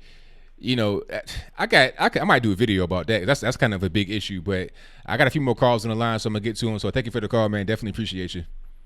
Oh no, anytime, man. Thanks. All right now. All right, shout out to the caller. Yeah, that's a whole big issue. I can write a book on that, really, because I got so many stats in my head, I don't even know how to get them out all the way, really. Let me get to my next call here. All right, caller. What's this, 573? Hello? Caller, can you hear me? Yeah, I can hear you. I'm watching the video, but it's like I think it's behind. Yeah, turn speakers on in the background. Don't talk to the video. Talk to me on the phone. Yeah, I'm gonna talk. Just turn that off. Turn that part off and just talk to me on the phone. Don't look at that at all because it is behind. All right, can you hear me? Okay, I'm looking at that. Well, anyway, yeah, I can hear you. I'm gonna call as an anonymous because for my safety. All right. Anyway, I'm a Puerto Rican and I'm living in Colombia currently. I came here last year in February after I voted in the November elections. I was living in California and I had voted for Trump, and that caused a lot of turmoil in my family and whatnot. But anyways, I wanted to talk about that situation and regarding the immigrants. And I've been living here, like I said, in Colombia for about a year and about 6 months. And then I'm seeing the situation from Venezuela, the people that are coming from Venezuela all the way here to Colombia. And it's sad to see all these people that are struggling out in the streets to make ends meet. And then aside from that, you see the economy in Colombia is not that good. So you see the Colombians from here also struggling to make a living. But anyway, my point is that I wanted to say that I noticed, and also that I've spoken to some Colombians here, and the taxi drivers, and a couple of people around here, and they notice how some people from Venezuela are coming here, and a lot of these people are young people, and you see that they've been here a year or a couple of months, and then they have little kids, and at the same time they're here struggling, and then they're in the avenues asking for money, but at the same time they're coming out pregnant. And I'm assuming that, not assuming, but it's a fact that over here a lot of people are noticing that they're using that as a point to manipulate, the people to give them money, or so that people can have more pity or consider their situation a little more. So that situation that I'm watching over here and on the news, because I watch Fox News over here, and I'm watching the news, what's going on in the border over there. And a lot of these people that are going to the United States, they come from from South America.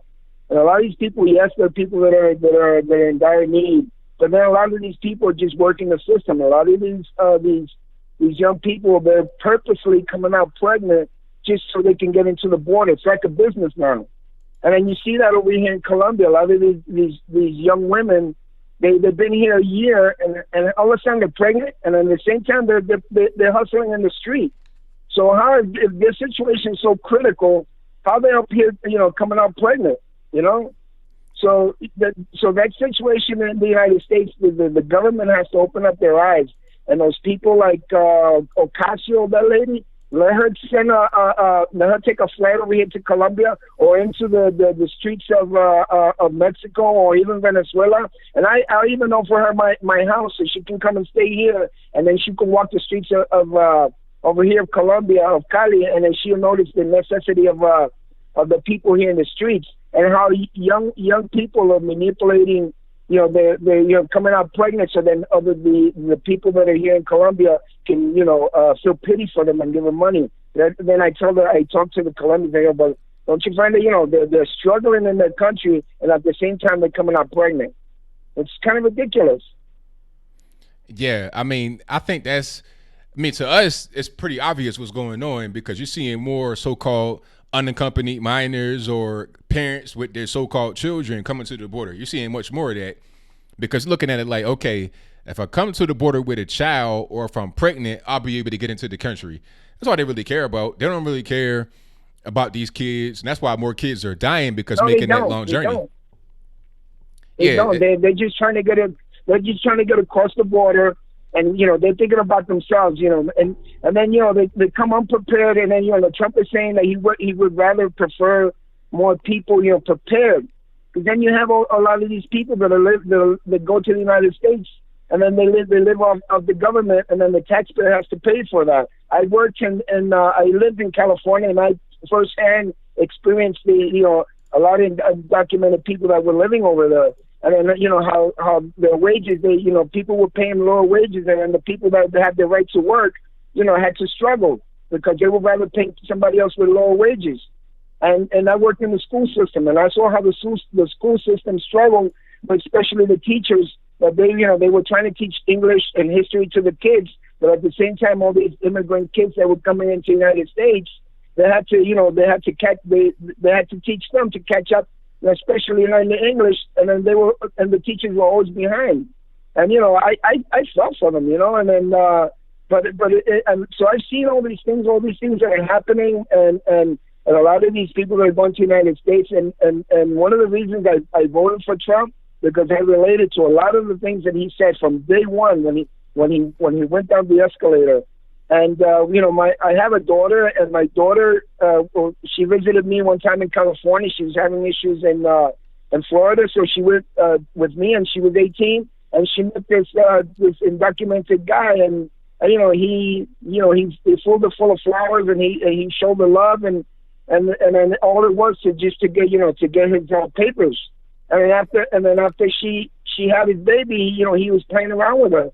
And then, so I saw these things happening. So I've been wanting to call or to write to one of these YouTube channels to you guys and kind of like let the people know that they got to open up their eyes. Let them come. Let them not go to the border. Let them go into Latin America. Let them go into the barrios in Latin America, and see what's really going on and how these people are being manipulating the people like Ophir, Colombia, and the people that are trying to make a normal, decent living over here. And it's sad, to see that.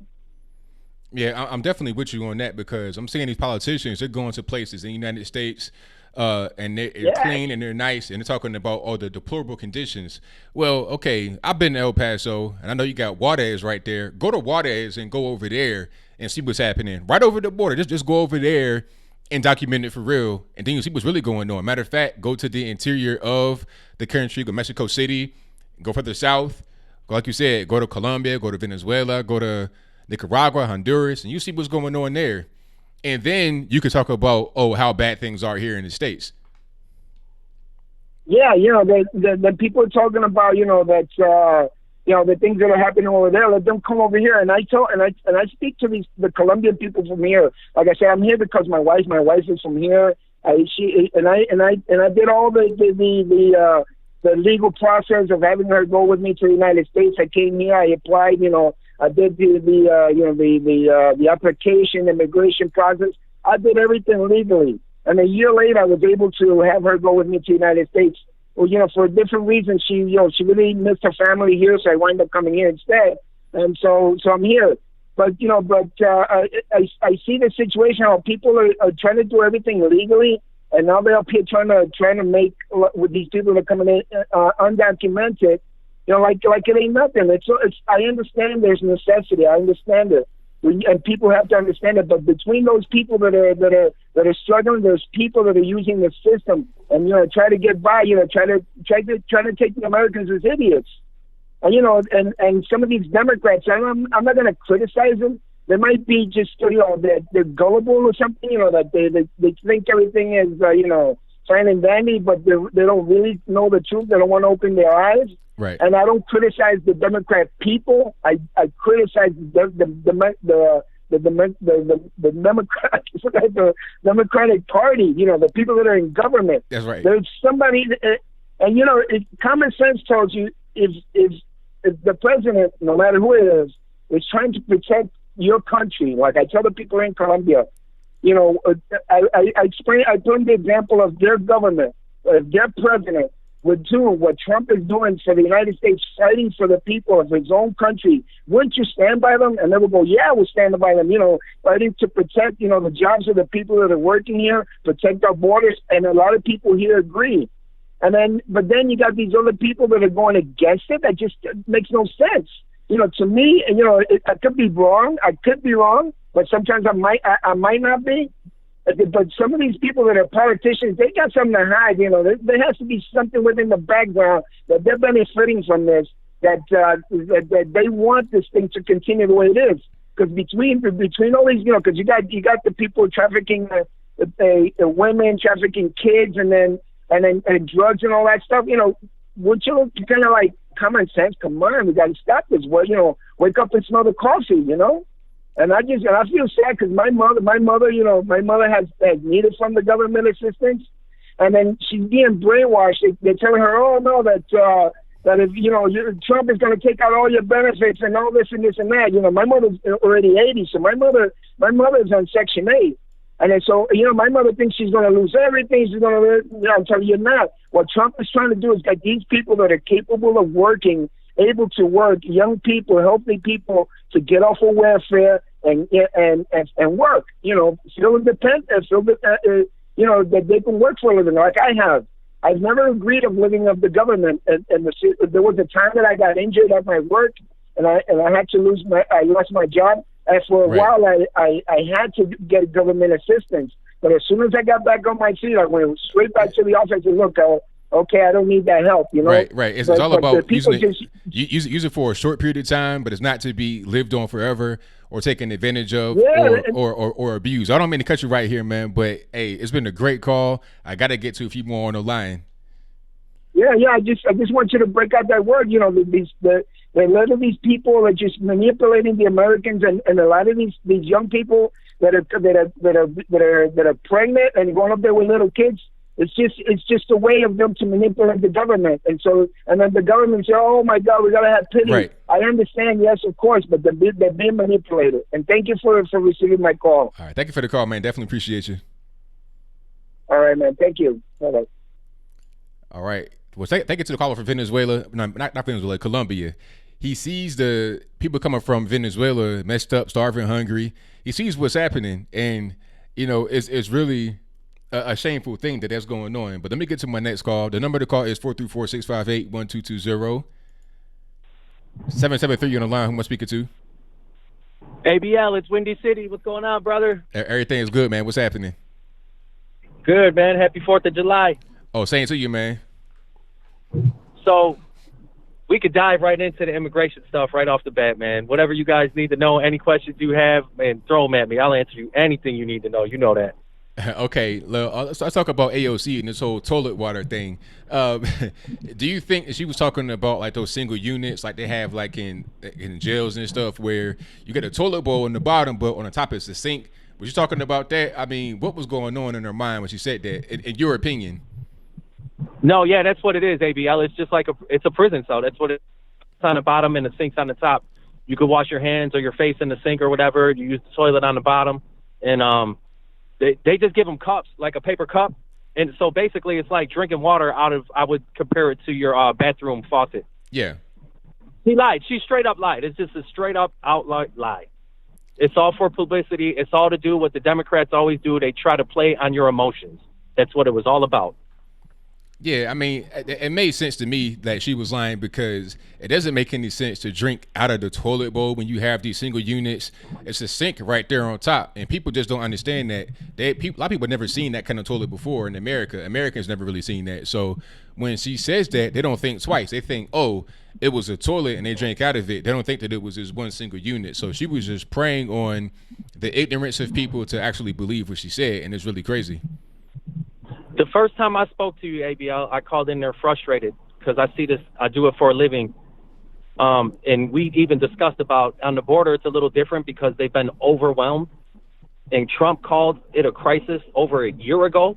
And now all of a sudden they're saying it's a humanitarian crisis, but they refuse to say that President Trump was right. They do not want him to be correct on anything. Right. I mean, back then they were saying it's a manufactured crisis. It's not a real crisis. There's no evidence of a crisis. Now all of a sudden they're screaming and hollering, cussing and fussing, talking about it's a crisis. So, I mean, apparently Trump was right, but they want to be the ones to own that and try to do something about it rather than letting the president do his job, which is to, make sure these crises get handled. That's exactly what is wrong with the country. Congress will sit on their hands because the Republicans or the Democrats refuse to let the other party get a single win, no matter if it is the right thing for the American people or the country. And that's what it's all about. They refuse to let the other guy look good. And it goes both ways, I'll be honest. And I'm a conservative Republican. I would say I'm a Trumplican. Right. But I'll be honest, it goes both ways. The Republicans were guilty of sometimes of doing the same thing. That's right. And, at a certain point, the politics and the partisan stuff has to kind of go out the window when you're looking to look and fix the country as a whole. You can't be looking at left versus right and say, oh, well, because my team ain't going to get a victory here, I'm not going to do anything. That shouldn't be the focus. But people are so caught up on trying to gain points, they don't care about actually serving the country, which is what their job is. They got to serve the country. I'll be honest with you, ABL, just like in my organization and them guys down at Border Patrol and CBP, these guys save lives on a daily basis. So to paint them with a broad brush like they're doing on this national scale with the media and everything, I mean, these people literally save lives. They'll find people in the desert that are dehydrated on their deathbed. They even recover dead bodies and give them their due respects. Them bodies will stay out there. If it ain't for the United States, no one's coming.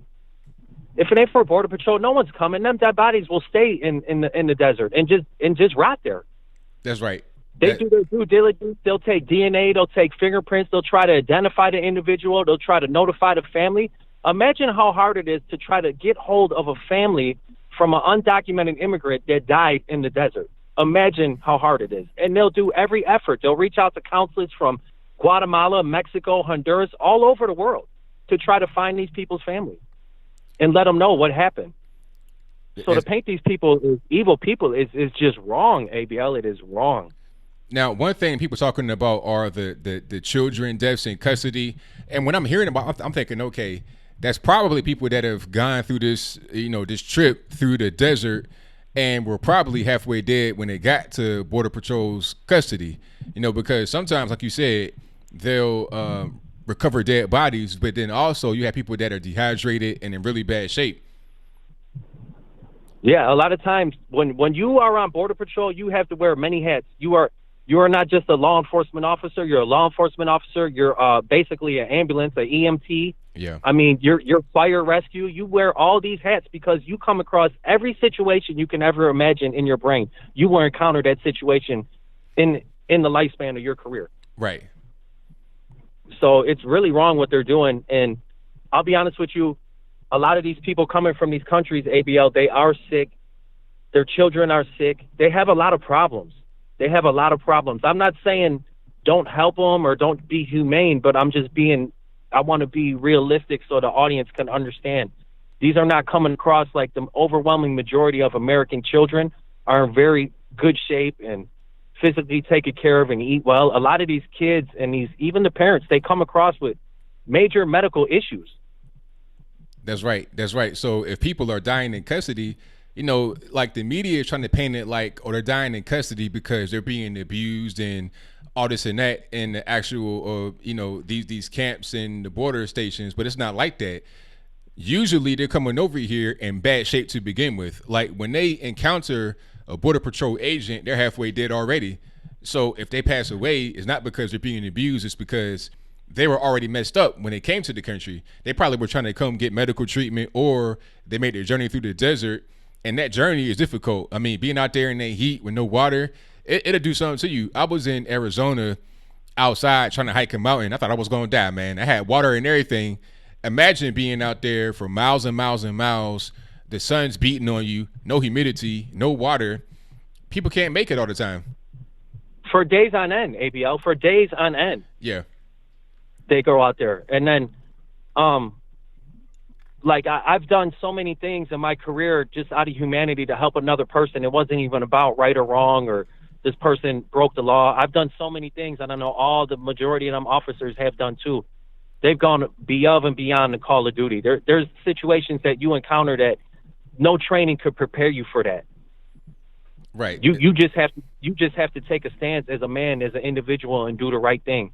And all these guys do that. These guys put their life on their line every day to keep the American people and the public safe, and to enforce the laws that Congress passed.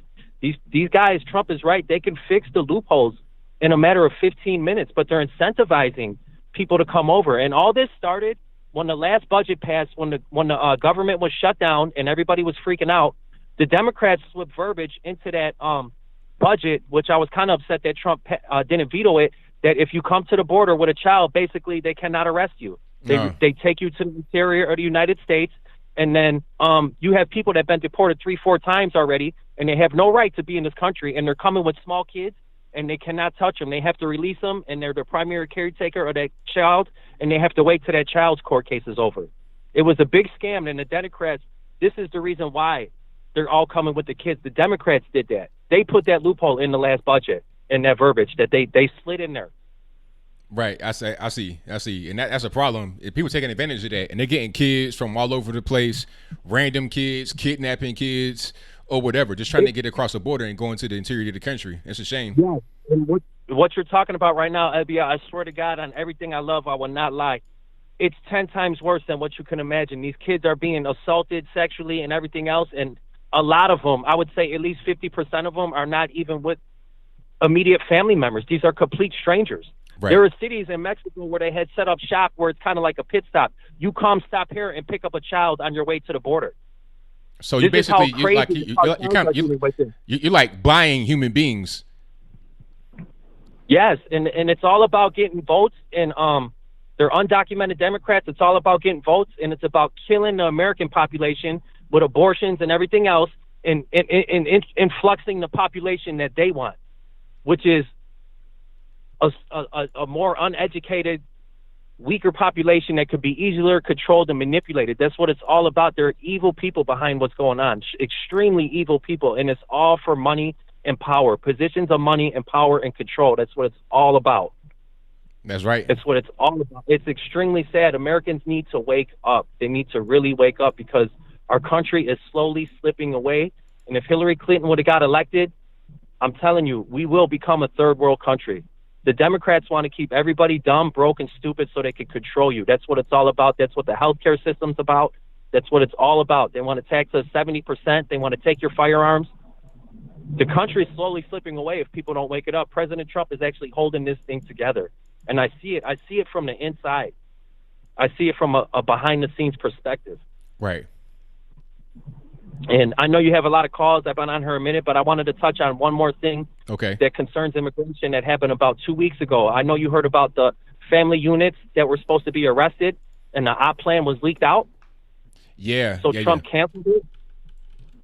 That was the acting ICE director. His name is McAllen, and he had a fit when Donald Trump was elected, and he resigned or retired or something. 2 years later, Trump brings him back, puts him as acting director of ICE. He leaks the entire national operation plan to the Washington Post, and the Washington Post puts it in the newspaper almost verbatim, word for word, from the national plan that came down from Washington, D.C., from headquarters, because he didn't feel that immigrant families should be removed. Wow.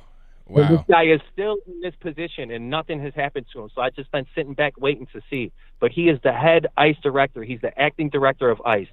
Thomas Holman, who used to be acting ICE director, called him out on Fox News as well. But I noticed for a fact this is what happened. And in return, in Chicago, Lori Lightfoot, our new mayor, when she found out about the family raids that were going to take place in all the major cities across the United States, she pulled our access to Cook County database where we find criminal illegal aliens that are in Chicagoland area. We no longer have access to that database. They are protecting criminal illegal aliens over the American citizen. And this is the Democrats. This is without a doubt. This is a major law enforcement tool that we use on a daily basis, and we no longer have access to it. And from what I understand, we will not be having access to it anytime soon. Unreal. I mean, you're talking about criminal illegal aliens, people that, child molesters, attempt murder, drug pushers, gangbangers, all of that, and it needs to be removed. But since you can't have access to that database, I mean, like that's taking a valuable tool away from you. Right, exactly. It makes our job 10 times harder than it has to be. It also is a major safety concern for officers. And the thing is, ABL, we prioritize the people that we go after. We go after the worst of the worst. If you're just here illegally, you keep a low profile, you will not be getting a visit from a ICE officer anytime soon. Right. We have to prioritize who we round up because there's just so many. It's overwhelming. The whole entire system is overwhelmed. Wow. So we go for the worst of the worst. And the reason we do that is, I mean, it's obvious, to protect the neighborhoods, to protect the citizens. And it's just common sense why you would target the worst of the worst. But they are putting illegal immigrants over the safety of American citizens. Man, it's crazy. Hopefully this stuff changes pretty soon. I think that if we had Hillary Clinton or something like that, it might be a lot worse. But, Trump definitely got some work to do. Get that guy out of there, that never Trump out of there. And maybe do some federal stuff when it comes to the database situation, because that can't be going on. You put in your constituents, all Americans, really in danger when that's happening. So thank you for the call as always, man. Definitely appreciate you. No problem, ABL. And like I said, happy 4th of July, and big shout out to all the listeners. And I'm going to keep listening to the show, and I was glad I was able to put some information out there, and I hope everybody finds it useful. All right, thank you for that, man. Really appreciate it. All right, God bless you. God bless. All right, that was Windy City. He is an ICE agent. So that's real information that you're getting right there. So shout out to my man. Does a fantastic job. I want to thank him for what he does for this country, because a lot of folks want to talk about how bad ICE agents are, but do you want to protect the country? People like AOC and all them, do you really want to protect the country? I can't tell. They're going down to the border talking to them. Meanwhile, you should be talking to American citizens, not illegal aliens. But let me get to a few more calls, and the number to call is 434-658-1220. 918, you're on the line. Who am I speaking to? Hey, this is Trey. Yeah, I wanted to talk about the border crisis. I don't know if you familiar. I mean, Joe Rogan did an interview with a Border Patrol agent from, I think he actually was on the Mexican side, and he actually talked about how that there were going to be African immigrants and stuff like that coming over, and you see you see the African immigrants like in San Antonio and whatnot. Yeah. So he predicted that like maybe 2 or 3 months ago, saying that was going to happen. They were just trying to keep it under wraps. The cartels are trying to keep that under wraps. But I also have a question for the Democrats who always complain about the border stuff. Is I heard they're taking these DNA tests, right? They're taking these DNA tests, and they're finding out like 60% of the people that have kids, they're not even their kids. Right. So if they're so-called people just trying to seek asylum, how come 60% of them are not even having their kids? And then they also say that 90% of them don't even come back for their court date when they get released, and they're supposed to come back and do their court date. And 90% of them don't even come back. So these are supposed to be people who are trying to escape asylum. You would think they want to follow the law and come back if they're truly trying to seek asylum. I mean, you would think so. That would make sense. But, of course, it's not even about asylum. You got a lot of people that come on over here selling drugs. They're just trying to get money. They're trying to work under the table and send it back to their country of origin. I mean, all of us that think logically will understand that, but the Democrats, I feel like they have a vested interest in these people. They're trying to get them over here to vote for them and keep them in power. They don't care if the safety of the nation is at risk. They don't care if they're over here violating laws, abusing people, harassing people, killing people, pushing drugs. They don't care about that. They're more worried about the votes. The American citizen comes after getting in power. That's what's happening. But they know what's going on, but they don't care, in my opinion. Yeah. I was watching Hotep Jesus, and then people in the chat, it seems like they banned the flag emoji. So people in the chat try to put a flag in the super chat. I mean, in the chat. I couldn't do it earlier. And that was like, what was that? Was that on Rogan? Like, where was that? Not on Hotep Jesus, and I did it on. I tried to do it in your chat. I couldn't put any flag in the chat. Oh wow! Like, what's the flag emoji? You can't do that. Yeah. I tried to put the American flag. I tried to put any flag in there. That's just crazy. And tomorrow's going to be 4th of July.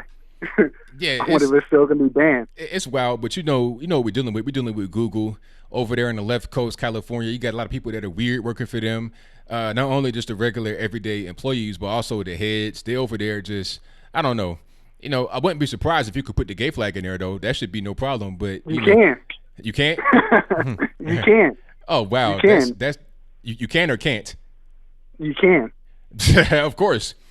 I see one flag. I don't know what it is.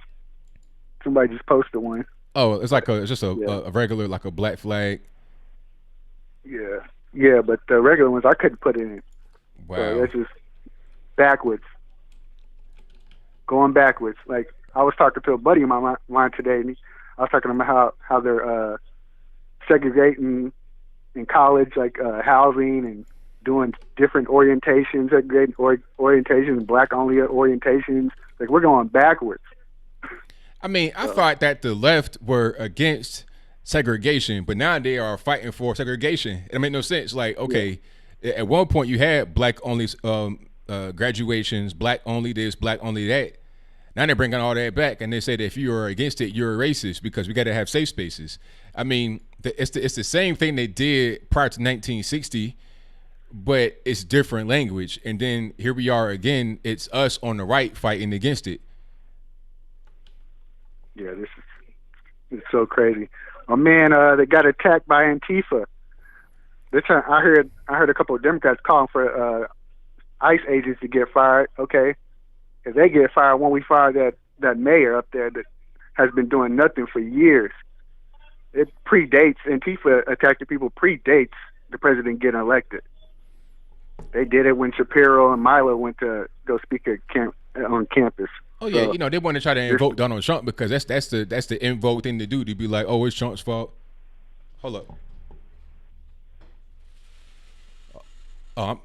Somebody they busting, they doing fireworks. I thought somebody about to break in the crib. I'm like, I gotta go get that. I gotta go. Ready? Get ready. I was getting ready to roll, but yeah. But no. It's about to get a surprise. Hey, it was about to be a fantastic surprise. Somebody about to get something to the head. But anyway. Yeah. Dirty Harry. But that's been going on, especially under Barack Obama. That's when it really was jumping. A lot of these race riots were going on. All the Black Lives Matter, all this stuff was happening under Obama. I've not seen the race riot since then. You still see the Antifa people act up a little bit. And that's pretty much all who's acting up is them. And people say these right-wing radical groups are dangerous, but this left-wing radical group is the only one that I see out here really causing any kind of problems. Yeah, they talk about the Proud Boys, but I've only seen the Proud Boys attack in self-defense. Right. Only time I've ever seen them. Every time they do get in a fight is against Antifa, and it's in self-defense. So, and then I heard that the whole protest was against the Proud Boys, but they were miles away because they didn't want no smoke with the Proud Boys. Oh no, they don't want that, not at all. But anyway, man, thanks for taking my call, man. I'm let other calls get in. I'm pretty sure the line is jumping. So, thank you for the call, man. Definitely appreciate you. All right. All right, shout out to the caller and shout out to everybody outside popping the fireworks. Hey, somebody almost got something like I'm talking about in and out, but that's a different story. All right. Hey, happy 4th of July. Celebrate, enjoy it. If you live in a place that's populated, don't shoot no gun in the sky because they got to come down. If you out there in the woods and you got room, hey, do what you want to do. But if you live in like an apartment and you shooting guns in the sky, don't do that. But let me get to my next call here, and let me try this. Okay, 651, you're on the line. Who am I speaking to? Hey, what's up, man? It's Adam. All righty, man. What's going on? How you doing? I'm just, I'd like to start off by saying happy almost 4th of July. Oh, likewise, man. Right back at you. Yeah, celebrating the freedoms we got every day. I just want to know, like, my main question is, how are we going to pay for all of this? Like, all these Democrats are promising all these, like, empty promises, and they're just going to say, like, oh, you know, rich are going to pay for it and all this shit, like, all this, like, free programs, basically. Like, how are we going to pay for it, basically? I mean, they like interrogate. Go ahead. Go ahead. They don't have a plan to really pay for it. It's just promises. It's empty promises. It's like Barack Obama with the whole Obamacare thing. You know, keeping your doctor orders that and the third, that was just a promise, but it's not going to actually be able to come through. I mean, I feel like at this point, the Democratic Party know that they have no other thing available other than to make promises. Who can up the next person? Bernie says he wants to have. I forget. It might have been Pocahontas saying she wants to have free college for some people. Bernie says free college for everybody. It's just like you might as well have Oprah come out there talking about you get a car. It's the same thing. It's all about making promises to appear to be the most attractive. Who can be the biggest Santa Claus? That's all that it is. But it's not really going to actually happen. Yeah. Did you see how they grilled Bernie and he tried to smuggle his way out of it? They were like, "Are you going to increase the taxes? Are you going to increase the taxes?" And he's trying to explain everything's going to be all right. Don't worry about it. We won't increase taxes. And then he finally admitted it after they grilled him all the way into like 3 minutes or something. And he's like, "Yes, by increasing taxes, but it will lower the rate by having cheaper healthcare, but it won't. It's just increasing taxes all the time." Right, exactly. You know, I mean, he at a certain point he's got to be kind of honest, but he of course he didn't want to. But I was surprised they kept asking him about that, and I'm surprised that he answered honestly. Yeah. Well, what about even just healthcare for all, even like undocumented and everything? Everybody even raised their hand up, and it was like Joe Biden raised it halfway up, and then he just raised it fully up because everybody around him. There's no choice. You have to raise for the left. Exactly. You know, that was funny because the people that were kind of like halfway raising their hand, like a little bit of peek up, you know, kind of like trying to be small on stage, they were looking around to see who else was raising it. They didn't want to be the only one that did not raise their hand. And that right there just shows weakness. You're not strong enough to stand on your own and have your own beliefs. You got to just toe the party line. If Joe Biden's raising his hand, Bernie's raising his hand, Pocahontas raises her hand, you can raise your hand too. I was surprised that Andrew Yang, I thought he would be more moderate, not so crazy on the left, but since he's up there with them, he's got to rock with them. That's why I'm saying to people, don't be enticed by just one particular policy. You got to look at the whole thing in its totality, because he may come up with a thing you like, but what about healthcare? What about illegal immigration? What about other things that matter? He'll vote with the Democrats 90% of the time. So what's the point in voting for a guy like that? Yeah, but honestly, it's all virtue signaling, though. It's not even like they care about these policies. To be honest, like 10 years ago, they never supported these policies. If you look at their votes and everything, but some of these people supported like all these things that they're going against. But if you look at it, they're just going after votes. They're just going after trying to win the ticket, and they're all just trying to race to the left. Even think about the Spanish-speaking thing. Like, think about it, really. Like, you already basically explained it. They already translate it. You don't need to speak Spanish. Right. Spanish speakers can already listen to it. NBC is a network that is under Univision. Correct. They all, like, it's already translated, but they're just trying to pander. They're trying to get more votes, and it's just never going to end until they just go, like, basically off the cliff almost. Like, they're not going to get enough support, basically. none of these candidates could even beat Hillary, let alone. Right, exactly. Nobody. Yeah. And it's just like, you know, you never want to say a shoo-in, but it's basically a shoo-in at this point. I mean, it's pretty much what it is because there's no formidable foe on the other side.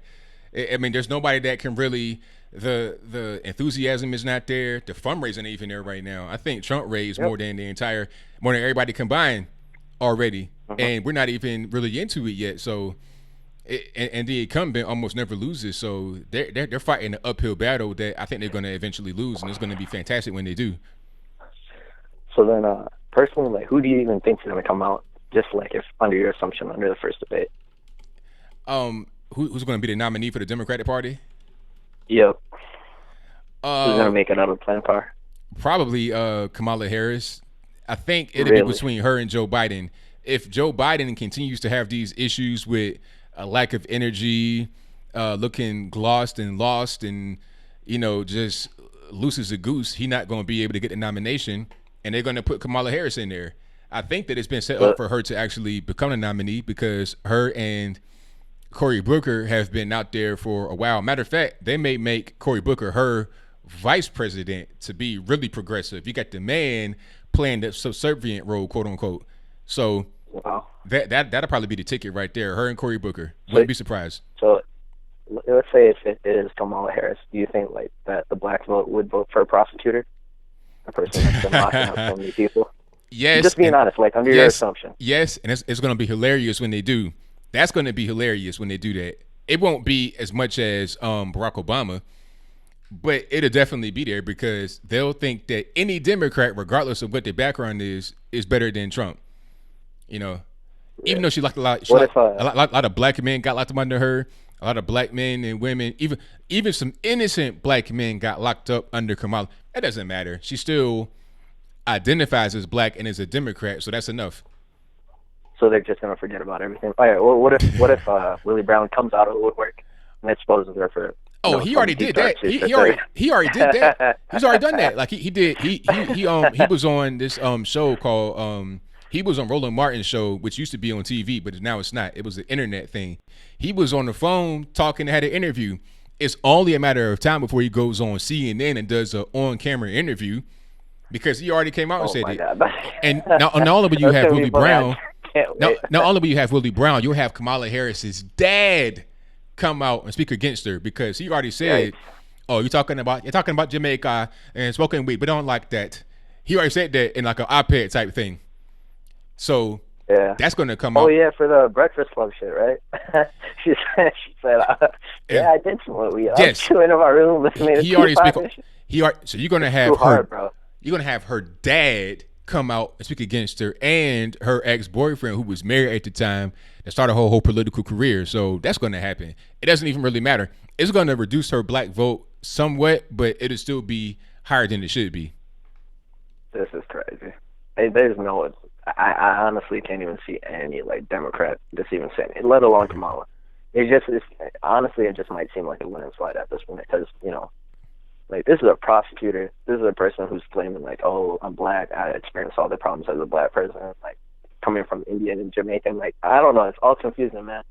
I don't know where they're going. It's just like false promises, basically, all of this. Exactly, man. Empty lies, just virtue signaling and all this shit, Yeah. And I'm sorry about that. Oh, it's all good, man. But thank you for the call as always. Definitely appreciate you. Yeah. Appreciate it, man. I love your show, man. All right, thank you. Have a good night. Same to you. Happy 4th again. Same to you, man, for sure. Yeah, bye.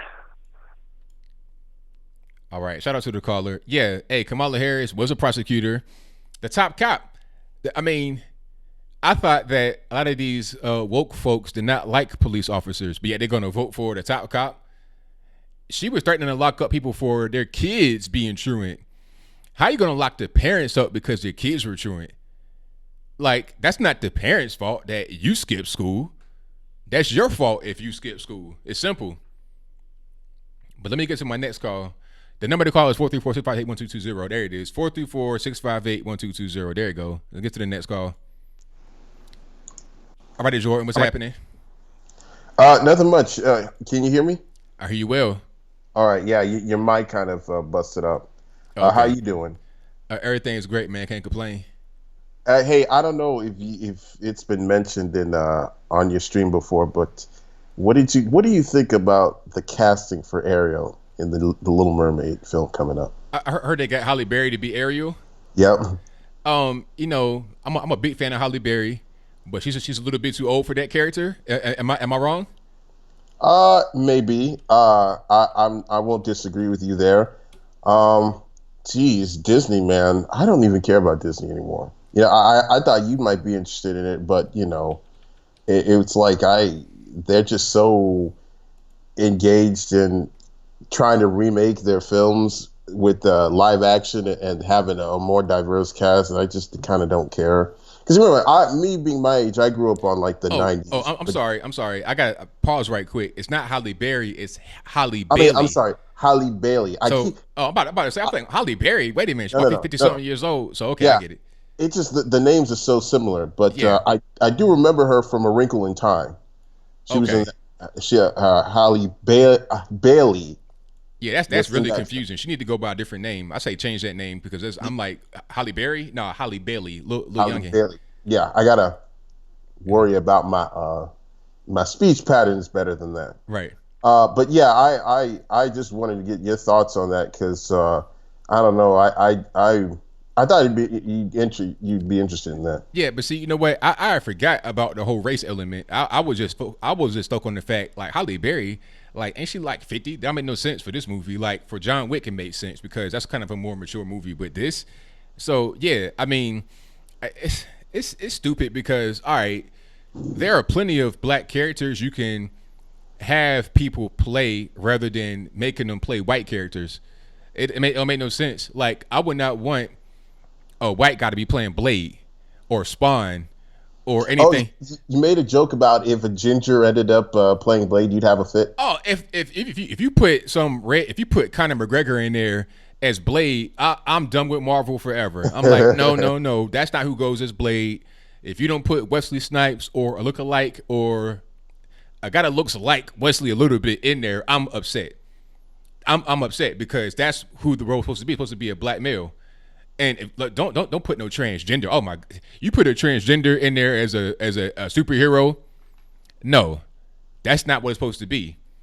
So I don't know. Like, I know it's fantasy and it's not going to be totally accurate, but at least make it look somewhat like the comics and the cartoons and whatnot. Come on. Well, you know, it's Disney. That they're not going to do that.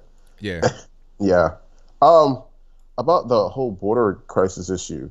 You know, they I don't know if it's also been mentioned here, but they voted, the Supreme Court voted to cut off that question on the U.S. Census about whether you're an illegal immigrant or not.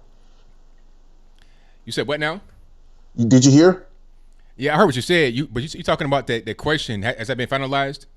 Oh, apparently it's been they voted to not have it in the census. Okay, here's what happened from what I saw the last update.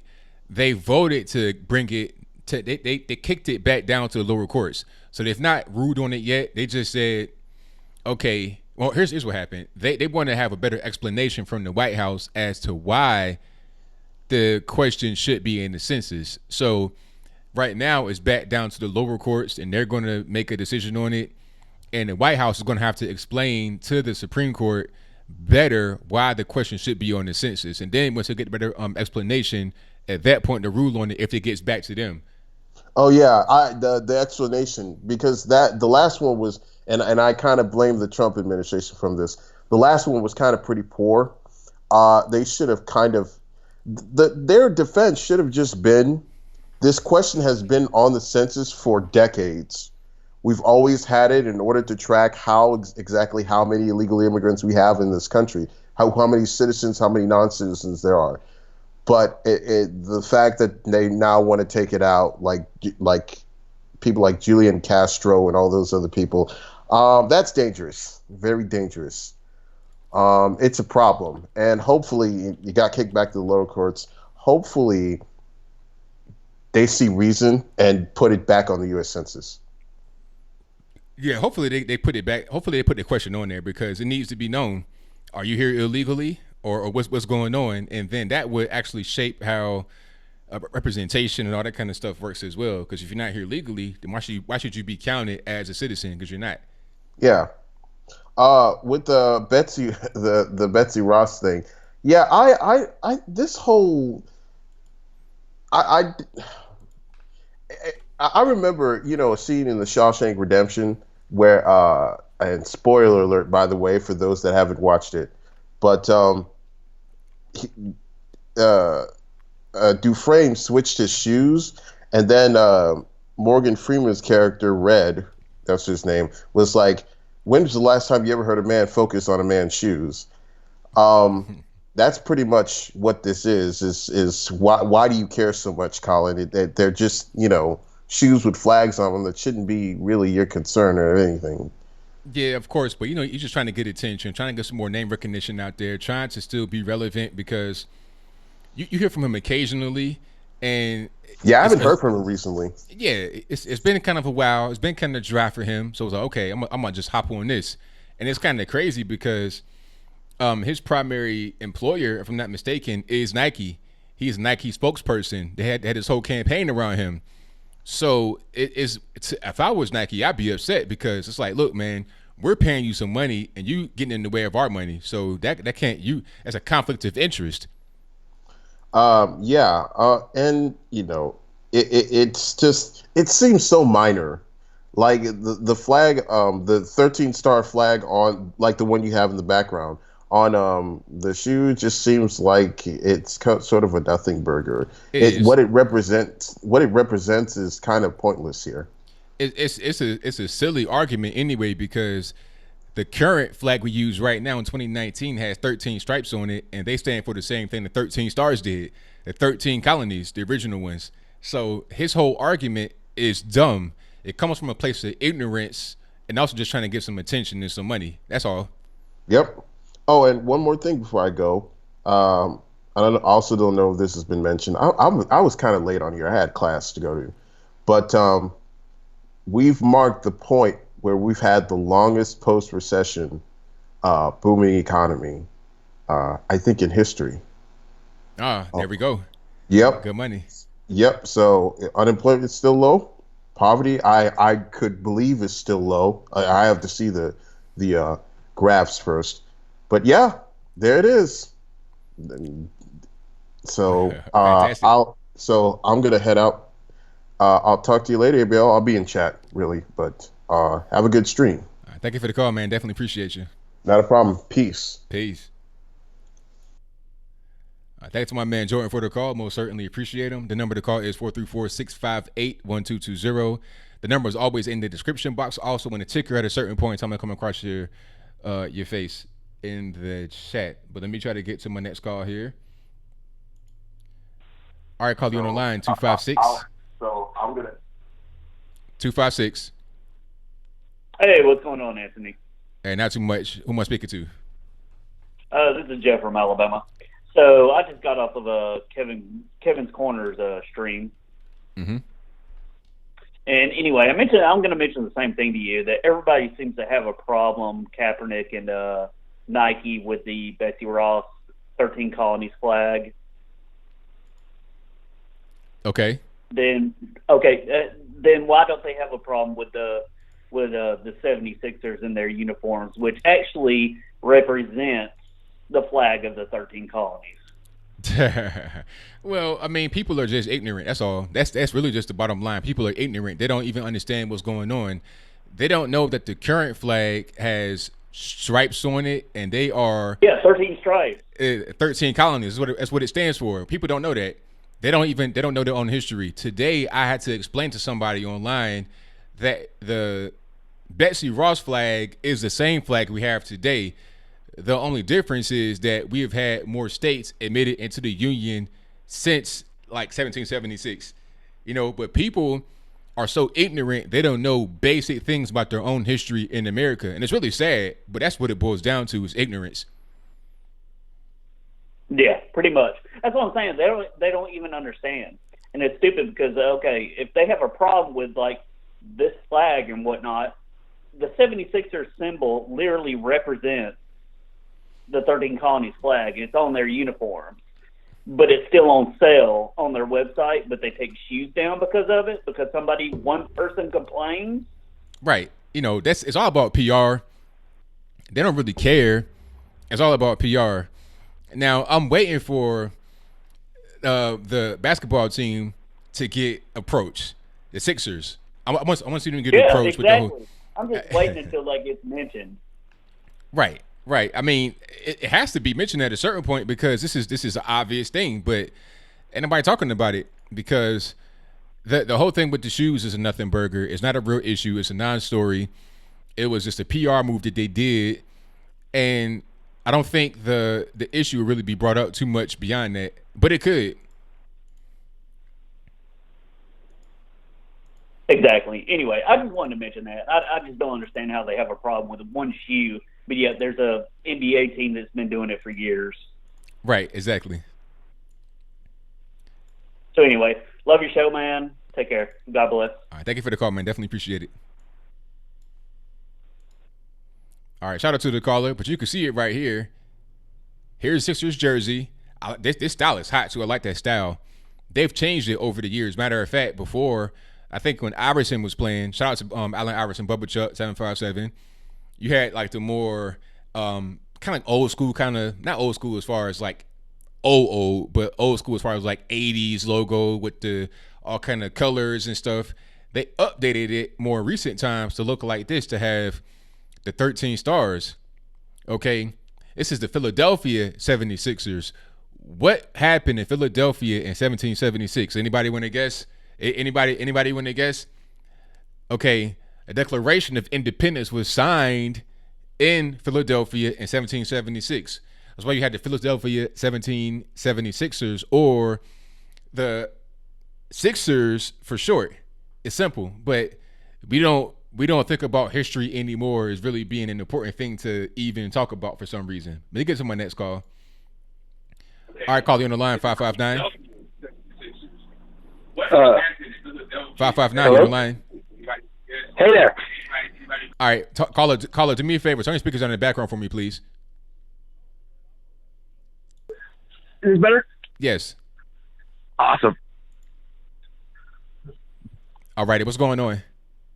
Hey, so I want to talk about internet censorship and what we can do about it to make sure it doesn't keep going. All righty. All right, what's up? Hey, am I calling the live show? Yeah, okay. Don't watch the stream because it is behind. Just talk to me on the phone. Oh, geez. Okay, I'm so confused. Okay, let me turn off the stream. Hold on. Yeah, so on this internet censorship thing, I've been trying to write my congressman, and I'm in California, and so I even wrote the governor and said, hey, the big tech companies, they're all out here in California. Can't you do something about this? So I'm hoping that they at least meet with me or write me back. Well, I mean, I'm not sure what they're going to do, especially in California, because they're pretty much in bed. They're pretty much in bed with the tech company, so I'm not sure what they're going to do. The only thing I see is I forgot what the exact act was. I think people in the chat would know what I'm talking about. There's a communications act which the tech companies could be violating. They're protected if they are a platform rather than the publisher. A platform, so here's just a quick example of what a platform would be. A platform is if, let's say, a random website produces some illegal content. The website is searchable on Google, so in essence, it is on Google's platform. Google would not be held liable if they're just a platform and they're not curating the content. If they're not selectively filtering the content, they're not responsible for that. But if they are, promoting certain content above others just because they want to, they're filtering content, they're curating content. Now the lines are drawn, the lines are kind of blurred between a platform and the publisher. If they are a publisher, they're not protected by the Communications Act and they could be held liable. So I think we need to focus on that and maybe bolster that. And I think that's pretty much what can be done as of right now. I'm not sure what else could be done. Yeah. I mean, I'm gonna bring up as much as I can. I've been asking their guys if they'll meet with me, and I'm driving to the Capitol in August, and I hope you meet with me. That's what I've been saying to their people. Yeah, that's a good way to go about it, man. Go straight to them, and then, tell them what's going on, air out your grievances, get some attention behind it, and make it be a real thing. Hey, yeah, I'm just one guy, but that's how it all starts, right? One guy. That's what I'm hoping for. And I love watching you, and keep up the good work, man. All right, thank you for the call, man. Definitely appreciate it. Awesome. All right, bye-bye. All right, shout out to the caller. That's that high energy right there. That's that bang bang. But I ain't gonna talk about that. So let me get to the next call. All right, call you on the line 586. Hey, it's Peter. All right, Peter, what's going on? So I don't know. Tomorrow is the anniversary of the 4th, right? And I wanted to talk about some heroes of the Revolutionary War. I wrote an article on universityconservative.com about this. It was a guy named Samuel Whitaker. Do you want to hear the story? Go for it.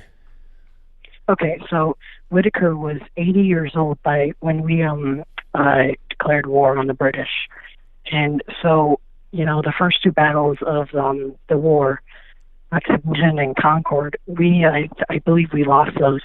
And so the British were on their way back to Boston. And so they were basically slaughtering every non-loyalist household on the way back. And so, American scouts went back along the trails and told the people there, hey, you guys got to get going or these guys are going to come and kill you. And so this guy, being 80 years old, he's like, nah, I'm not going to let that happen. So he gets his musket and 2 pistols as well as a short sword. He arms himself with them. So when the British, mind you, these 800 guys, they show up at his house. Now, I don't know if anybody knows this, but the odds are an 80-year-old man with 3 ranged weapons and a melee weapon against a professional army of 800 British soldiers, professionally trained in the field, battle experience, everything. This guy takes out his musket, shoots one guy, and he goes down. He drops the musket, goes to the pistols, shoots those 2 off, and takes out 2 more guys. Then he takes out the sword and rushes the guys. He doesn't get far. He gets shot in the face and, falls to the ground. And so the British are like, okay, so they rush this guy, and then they start stabbing him 13 times. Wow. 80-year-old dude stabbing him 13 times, as well as hitting him in the face with the butt of a rifle. I don't know about you, but it takes one good thrust to get breaking open the skin. 80-year-old skin isn't very thick. So. Right. So his neighbors, they think, we stabbed him 13 times, shot him in the face, and hit him in the face with a rifle. We think he's good for dead. So they start walking off, all 797 of them. And these, his neighbors are like, oh, well, we heard the commotion, so we went over to see what's going on. They get there. This guy is still trying to reload his rifle to fire more British soldier before he dies. And so that's all crazy. He lives through this thing. He lives 18 years after this happens. Wow. 18 years. Wow. That's a full time to make a child go into an adult. Absolutely. 18 years. That's a long time. Crazy. That's wild. That is a crazy story. It kind of reminds me of America though, because obviously Pearl Harbor, we got surprise attacked, and the Japanese came and we got, they sank the Arizona and what was it, the Wisconsin or another ship. A couple of other ships got destroyed, and thousands of men died, and other bases of ours got attacked. I think in Guam and the Philippines, and they were like, "Oh man, we really got them. We really, really got them." And 4 years later, two atomic bombs dropped on the Japanese, and they were done. It reminds me of that because they're like, "Oh yeah, we're gonna see what this guy can do," and then that just is right. Oh, it's crazy, that I didn't know this Did you know that at, I think it was 8 years old, John Adams was already working with trainers with rifles. You said 8 years old. He was 8 years old. 8 years old. Wow. Yeah, got to get him early. Wow. And here's the even crazier thing. He wanted his children at 10 years old to start to learn how to use rifles. Yeah, I mean, I think I shot a rifle when I was right around that age. I shot one, but I didn't like really get trained with it, but I did shoot one. I mean, you know, it was a certain point in time where that wasn't necessarily an abnormal thing. I mean, nowadays they say you're abusing your kids and you're not teaching them the right thing and all this and that. You know, the voting age at a certain point, you know, if you were like 21 years old, you were in a whole different space in your life than a lot of 21-year-olds right now. Whole different space. A lot of people had families and they were working and they were more educated. It was a different time back then, for sure. Well, they want to say how, you know, it was such a thing that only white men could have guns and all this other stuff. They never apparently heard of Annie Oakley, because Annie Oakley, I think she was a young girl when she started her sharpshooting career. Yeah. And she was the definition of a feminist back then. She was, you know, speaking for women's rights and, you know, training. Like, she even trained, I think it was something like 10 or 12,000 women to fight in the army. And then she came before Woodrow Wilson and was like, hey, I got these 10 or 12,000 women to fight in the army for you. He's like, nah, I'm good. And the reason that she's never given more credit in history, you know why? Why is that? Because she was pro-Second Amendment. There you go. And you can't have that. And, you know, that you can't have the feminists out there with the wrong idea. They never want to talk about her. She was one of the most independent women back then. She was a female superstar in a world of male superstars. First one.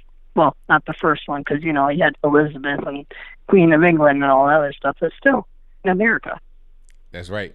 100%. Crazy. It's crazy how far we've gone in our world. Like, back in I think it was the 70s. I was watching a video on this earlier about the Second Amendment.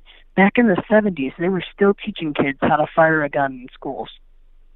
Yeah, they had actual gun clubs. You can go into the school and you could fire your weapon. But nowadays, it's like you bring a gun to school, you getting a police call on you ASAP. It's a whole different world that we live in. And it's really unfortunate that it has to be that way. But it is what it is, right, man. And I'm gonna get to a few more calls here. Thank you for the call, though. I definitely appreciate you. Hey. Could I just quickly advertise for something? Go for it. So I work for a website called theuniversityconservative.com, and it's spelled the way you hear it. And we are an independent right-wing blog site on WordPress.com, and we love for people to come and write for us. And if you want to write for me for the website, just look up that website, and it's go there and you can write out whatever you want. Of course, right-leaning, of course. And, have it posted, and you can become a certified author and everything. It's a great experience for your work and, for any of those wanting work opportunities, and we accept anyone, who's a conservative. Other than that, thanks for letting me speak, though. Thank you for the call, man. Definitely appreciate you. Happy 4th of July. All right, same to you. Bye. All right, shout out to the caller. Most certainly appreciate him. I got super chats right here I've not read yet, so I'm sorry for neglecting you guys. I'm going to get to reading them right now. I think it's a Mitch Novak who says, why would they need to give a reason to ensure only citizens are voting? I guess that's for the Supreme Court thing as it relates to are you a citizen or not on the U.S. Census. I think it's a Philip C. who says, ABL, my brother, the only way to solve this evil is to we the people need to unite and exterminate these leftist parasites. 100%, every single one. God bless you, brother. Thank you for your donation, man. Definitely appreciate you. I think it's Mitch Novak who says the left doesn't care about children. They only care about it when it creates a photo op. 1,000%. They don't care about these kids because they also doxed many AOC and were giving death threats to her family on a personal cell phone. So They only care about kids when it could benefit them politically. But thank you for that. Thank you to my man Sushi, who says the president wants to have a parade and all of the anti-Americans on TV are triggered. It's good to see them show their true colors when it comes to celebrating our country. Everyone have a great 4th. Same to you, man. Enjoy the 4th. Happy 4th. And if you're going to shoot a gun, don't shoot it in a crowded area. Shoot it out in the woods somewhere. Have a good time. Thank you for your donation, man. Thank you to Margaret M, who says, had my oldest son when I was 16 and single. Many on left recommended abortion. Sad. Then they have bullied for choosing life. Could write a book. Adoption, always option. I kept. He's now a filmmaker, travels the world. Hey, that is a fantastic testimony. Thank you for your donation. Definitely appreciate you. And thank you for choosing life. Really appreciate you for that. All righty. Thank you to Elijah Jean, who says, just love hearing your sincere callers from all over. We need to find like-minded and support one another. Hey, I'm with you on that 100%. And thank you for your donation. Definitely appreciate you. Thank you to Jonestown Autopsy, who says, show of hands if you want to give AOC a swirly. Thank you for your donation, man. Definitely appreciate you. Thank you to Shiva Vareen, who says, hello, ABL. You're the man. Happy birthday, America. A grand shout out to my Green Beret brothers in the box. Grinding for the nation. Bernie is a chump. Nothing burger. Hey, I'm right there with you, man. Thank you for your donation. I most certainly appreciate you, and for your service as well. I appreciate that. Thank you to Shreves, who says, if it comes to it, I know you would have it in you to run, ABL. No matter what, I support you, brother. Shout out to Tony X for Congress. www.tucker.vote. Yeah, shout out to Antoine Tucker, aka Tony X. I forgot his name, so I always call him Tony X. His name is Antoine Tucker. So yeah, vote for him up there. I think he's in AOC's district, so we can get him in and her out. I think that'd be good. Thank you to ESVK, who says, ABL, here's a buck for each of the 5 thumbs down tonight. Hey, I appreciate that. Thank you to Christopher Sansaban, who says, keep up the good work, man. Great show. I appreciate it. Thank you to Jess, who said, happy 4th, Anthony. Thank you for that. Thank you to Chris Grooven, who says, very nice and sweet call. All righty, appreciate it. Thank you to Miss Novak, who says, the left Antifa is starting to call for arms. They aren't looking to defend themselves. Rather, they want to provoke. Hey, you're right there on it. Thank you for your donations. Let me get to my next call here. All right, caller, who do we have? Saludades, Antonio. Estoy la campeona de la WNBA, Sue Bird. Okay, all I understood was WNBA Sue Bird. Okay, what brings you to the ABL Live show? What's going on in your world? Well, I guess you are wearing your hate-mongering cap today, so I don't expect you to enjoy other cultures. So I did want to hear your take on last week's debates and who was the most amazing candidate. The amazing candidate, I didn't really see any amazing candidate from the debate. But it's amazing. Huh? But it was amazing. No. Shout out Jesse Lee Peterson for that one. But nah, the debate, Jesse Lee Peterson, amazing. The debate was not amazing. The debate was kind of dry.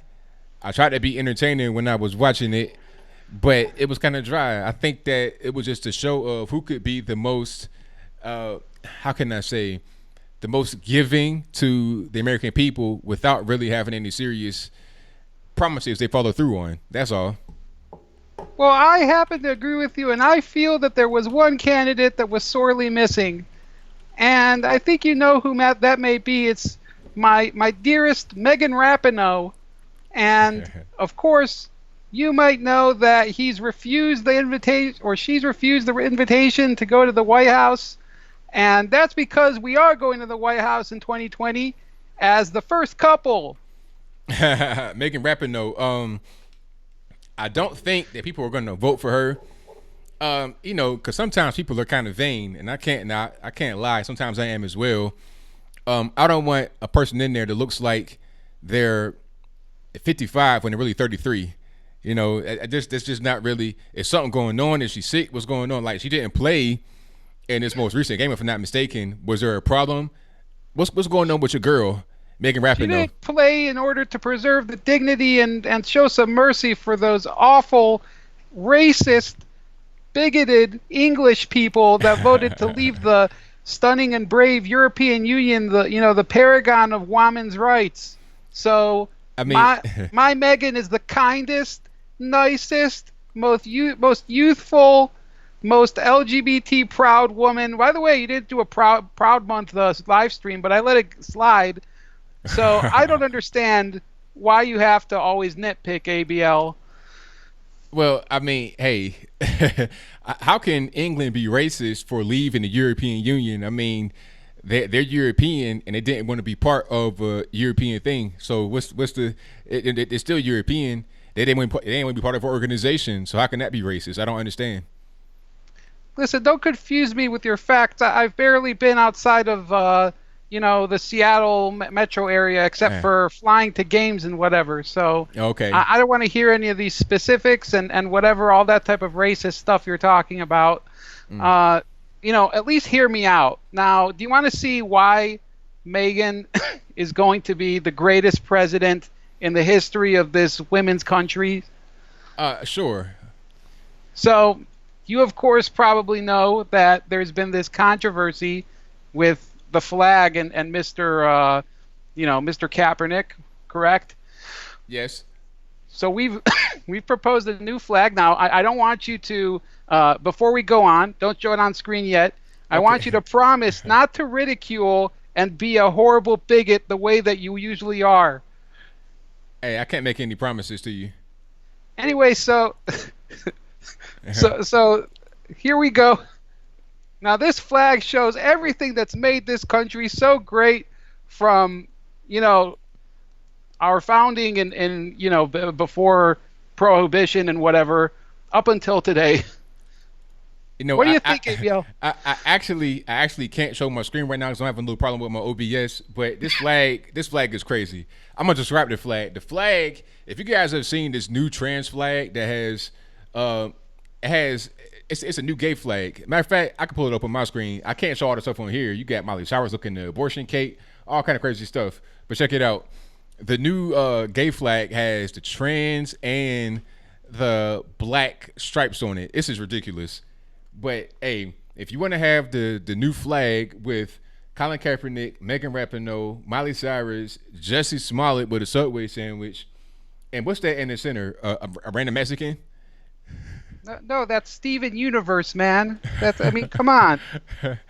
Okay. If you're gonna go gay, you're gonna go all the way. I mean, If you want to have all that, then hey man, I say go for it. But I can't do nothing with that, man. That's not really composition. And you can't reject this because remember, once Frederica Wilson becomes our vice president, we're gonna put y'all back in change. Mm-hmm. Yeah, I think that she's not going to be the vice president at all. She won't get anywhere near the presidency. She's a mess and a nut. So yeah, that's not going to happen. All right. Well, thank you for censoring our flag, ABL, because it's always the conservatives that censor and harass people in the streets of Portland and split people's heads open and harass old people, right? Yeah, right. Yeah, it's never the left. It's never these people that call themselves Antifa from the left that do things to those that they think are on the right, even though they may be kind of liberal themselves. Yeah, it's always us. It ain't y'all. So we have your endorsement for Megan, right? No, I cannot endorse Megan Rapinoe. I think she should just stick to playing soccer halfway decently and leave the presidency to those of us that actually know how to run. She's not going to really be able to get her done. Sorry about that. All right, Anthony, I know you're a hard sell, so until next time, this was Sue Bird. And, just keep being a champion of bigotry like you are. Well, thank you for the call. Definitely appreciate you. Good night. All right, yeah. Shout out to Sue Bird. Hey, that was really Sue Bird that called in. If you don't know who Sue Bird is a WNBA player. But hey, the person claims to be Sue Bird, but I think there might be somebody else that might call her a lot doing pranks. But I can't confirm that. It is what it is. Hey, and that new, speaking about the new gay flag, what's going on with that? like they say that the gay flag is not even inclusive enough. I mean, at what point do you just have every color in the rainbow just splashed onto some paint, like on a canvas? Every color, every shade, just splash it on the canvas and say, that's inclusion. How about that? Let me get to my next call. All right, caller, you on the line, 323. What's good? Snap Turtle. Snap Turtle, what's happening? What's cracking? Everything's hey, man, good, I got some interesting information for you.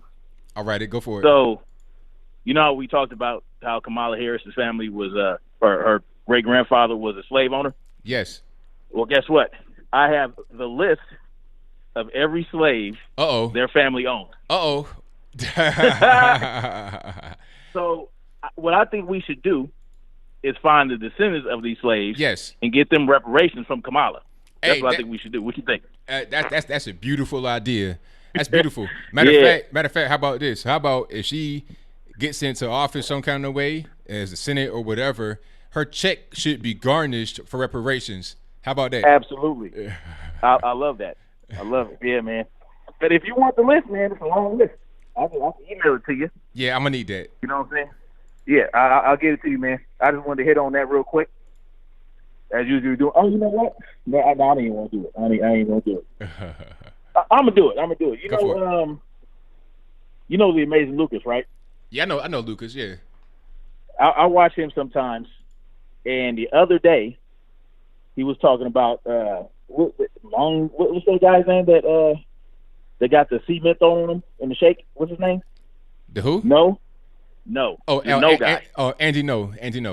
Yeah, he was talking about him, and he was talking about if you show up doing this, that, and the third, putting yourself out there against an opposition group, then you're calling for yourself to get, beat on or attacked. Like he was talking about MAGA hats and whatnot.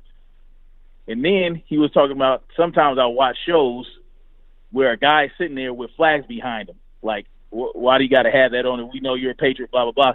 And wearing We the People hats, or not We the People, but MAGA hats on, and just put it out there just all like that. I don't know, man. He might have been low-key sneak dissing you, man. No, I'm kidding. No. I'm kidding you, man. No. But yeah, man, keep up the good work. I'm just being corny right now. It's all good. Well, thank you for the call, man. Definitely appreciate you as always. No problem, man. Peace. All right, now, peace. All right. Shout out to my man, Snap Turtle and Lucas. Oh, my goodness. And thank you all for being here. If you're just not coming in or you've been here for a little while, please like the video. That does wonders for the channel. Also, please share the video. And if you are a new viewer, please subscribe. We're almost at 300,000. We should hit 300,000 by mid-month at the latest. I say my prediction is July 15th at the latest. I think right now we're at 297.5. So we should hit 298 by this week. Hold on, let me see. What am I at right now? Let's go to Social Blade. And I am at 297.2.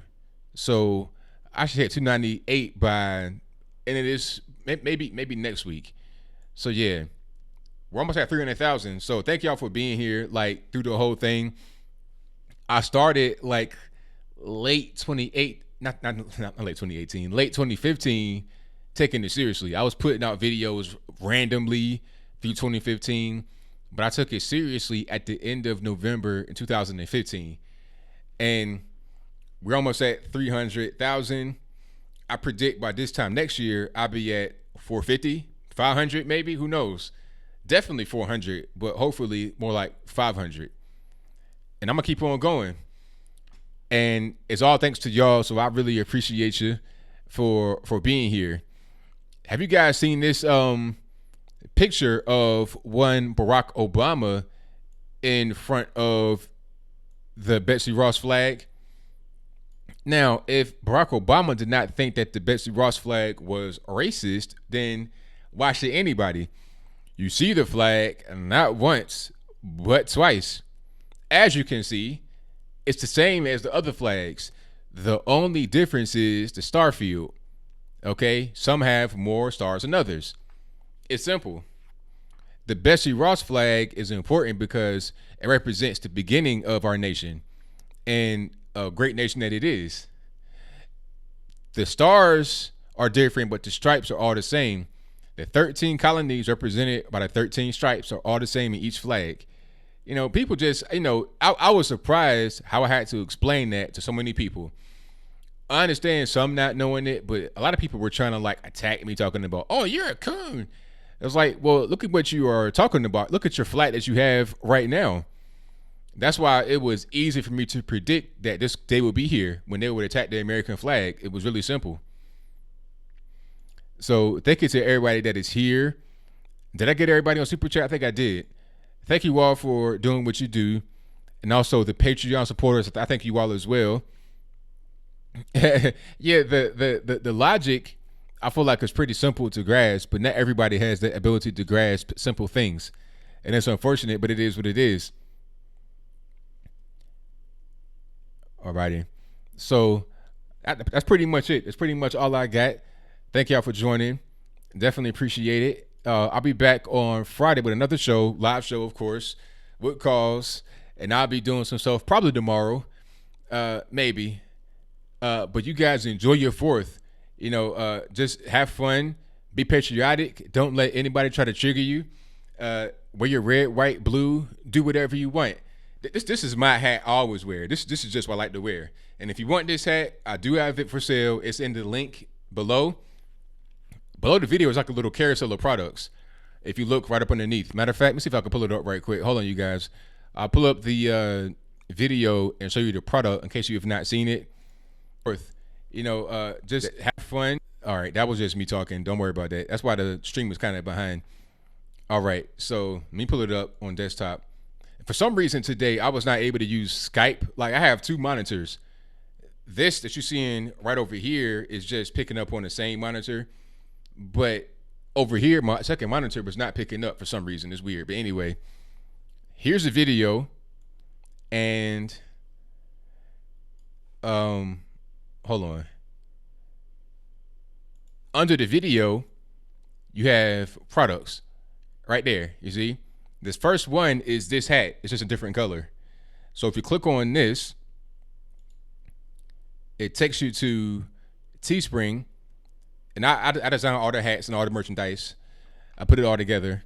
So this is the black version of the same hat I have. You can tell it's a trucker hat because of the vented side. You can get it in the trucker with the vented part, or you can get the snapback where it's not vented like this. If you get the trucker hat, you can get it in black, like right there, or the red. So that's how it looks on the website, but this is how it looks when you get it. It's a bright fire truck, vivid red. And what else do I have? I have a bunch of merchandise. You can just go through it. MSNPC, We the People, Trump Pinch 20. We the People, that's my favorite hat right there. We the People. That's available in trucker style with the vented, black, blue, and the red does not show up for some reason, but it's red right there as well. That's how the back looks of that hat, the vented, same style. So if you want any of these, check them out in the box. And if you know anybody that wants one, tell a friend to tell a friend. And I really appreciate you for being here. But I think that is pretty much it for me. I appreciate y'all for joining. And I think that I'm done. So until next time, y'all be safe. Oh, thanks to the moderators. I almost forgot. I know I was forgetting. So I was like, what am I forgetting? Thanks to the mods. You guys are great. Thank you to Michelle A. Thank you to Elijah Jean, Ansel, Bill from the Hills, T-Pain, of course, Shreebs, Protocol, the whole squad. I can't see everybody's name, but I appreciate y'all. Thank you to everybody. Sushi, thank you for your help. Everybody, thanks to everybody for your help. But that's all I got for now, for real. Until next time, y'all be safe. I'm out, and peace.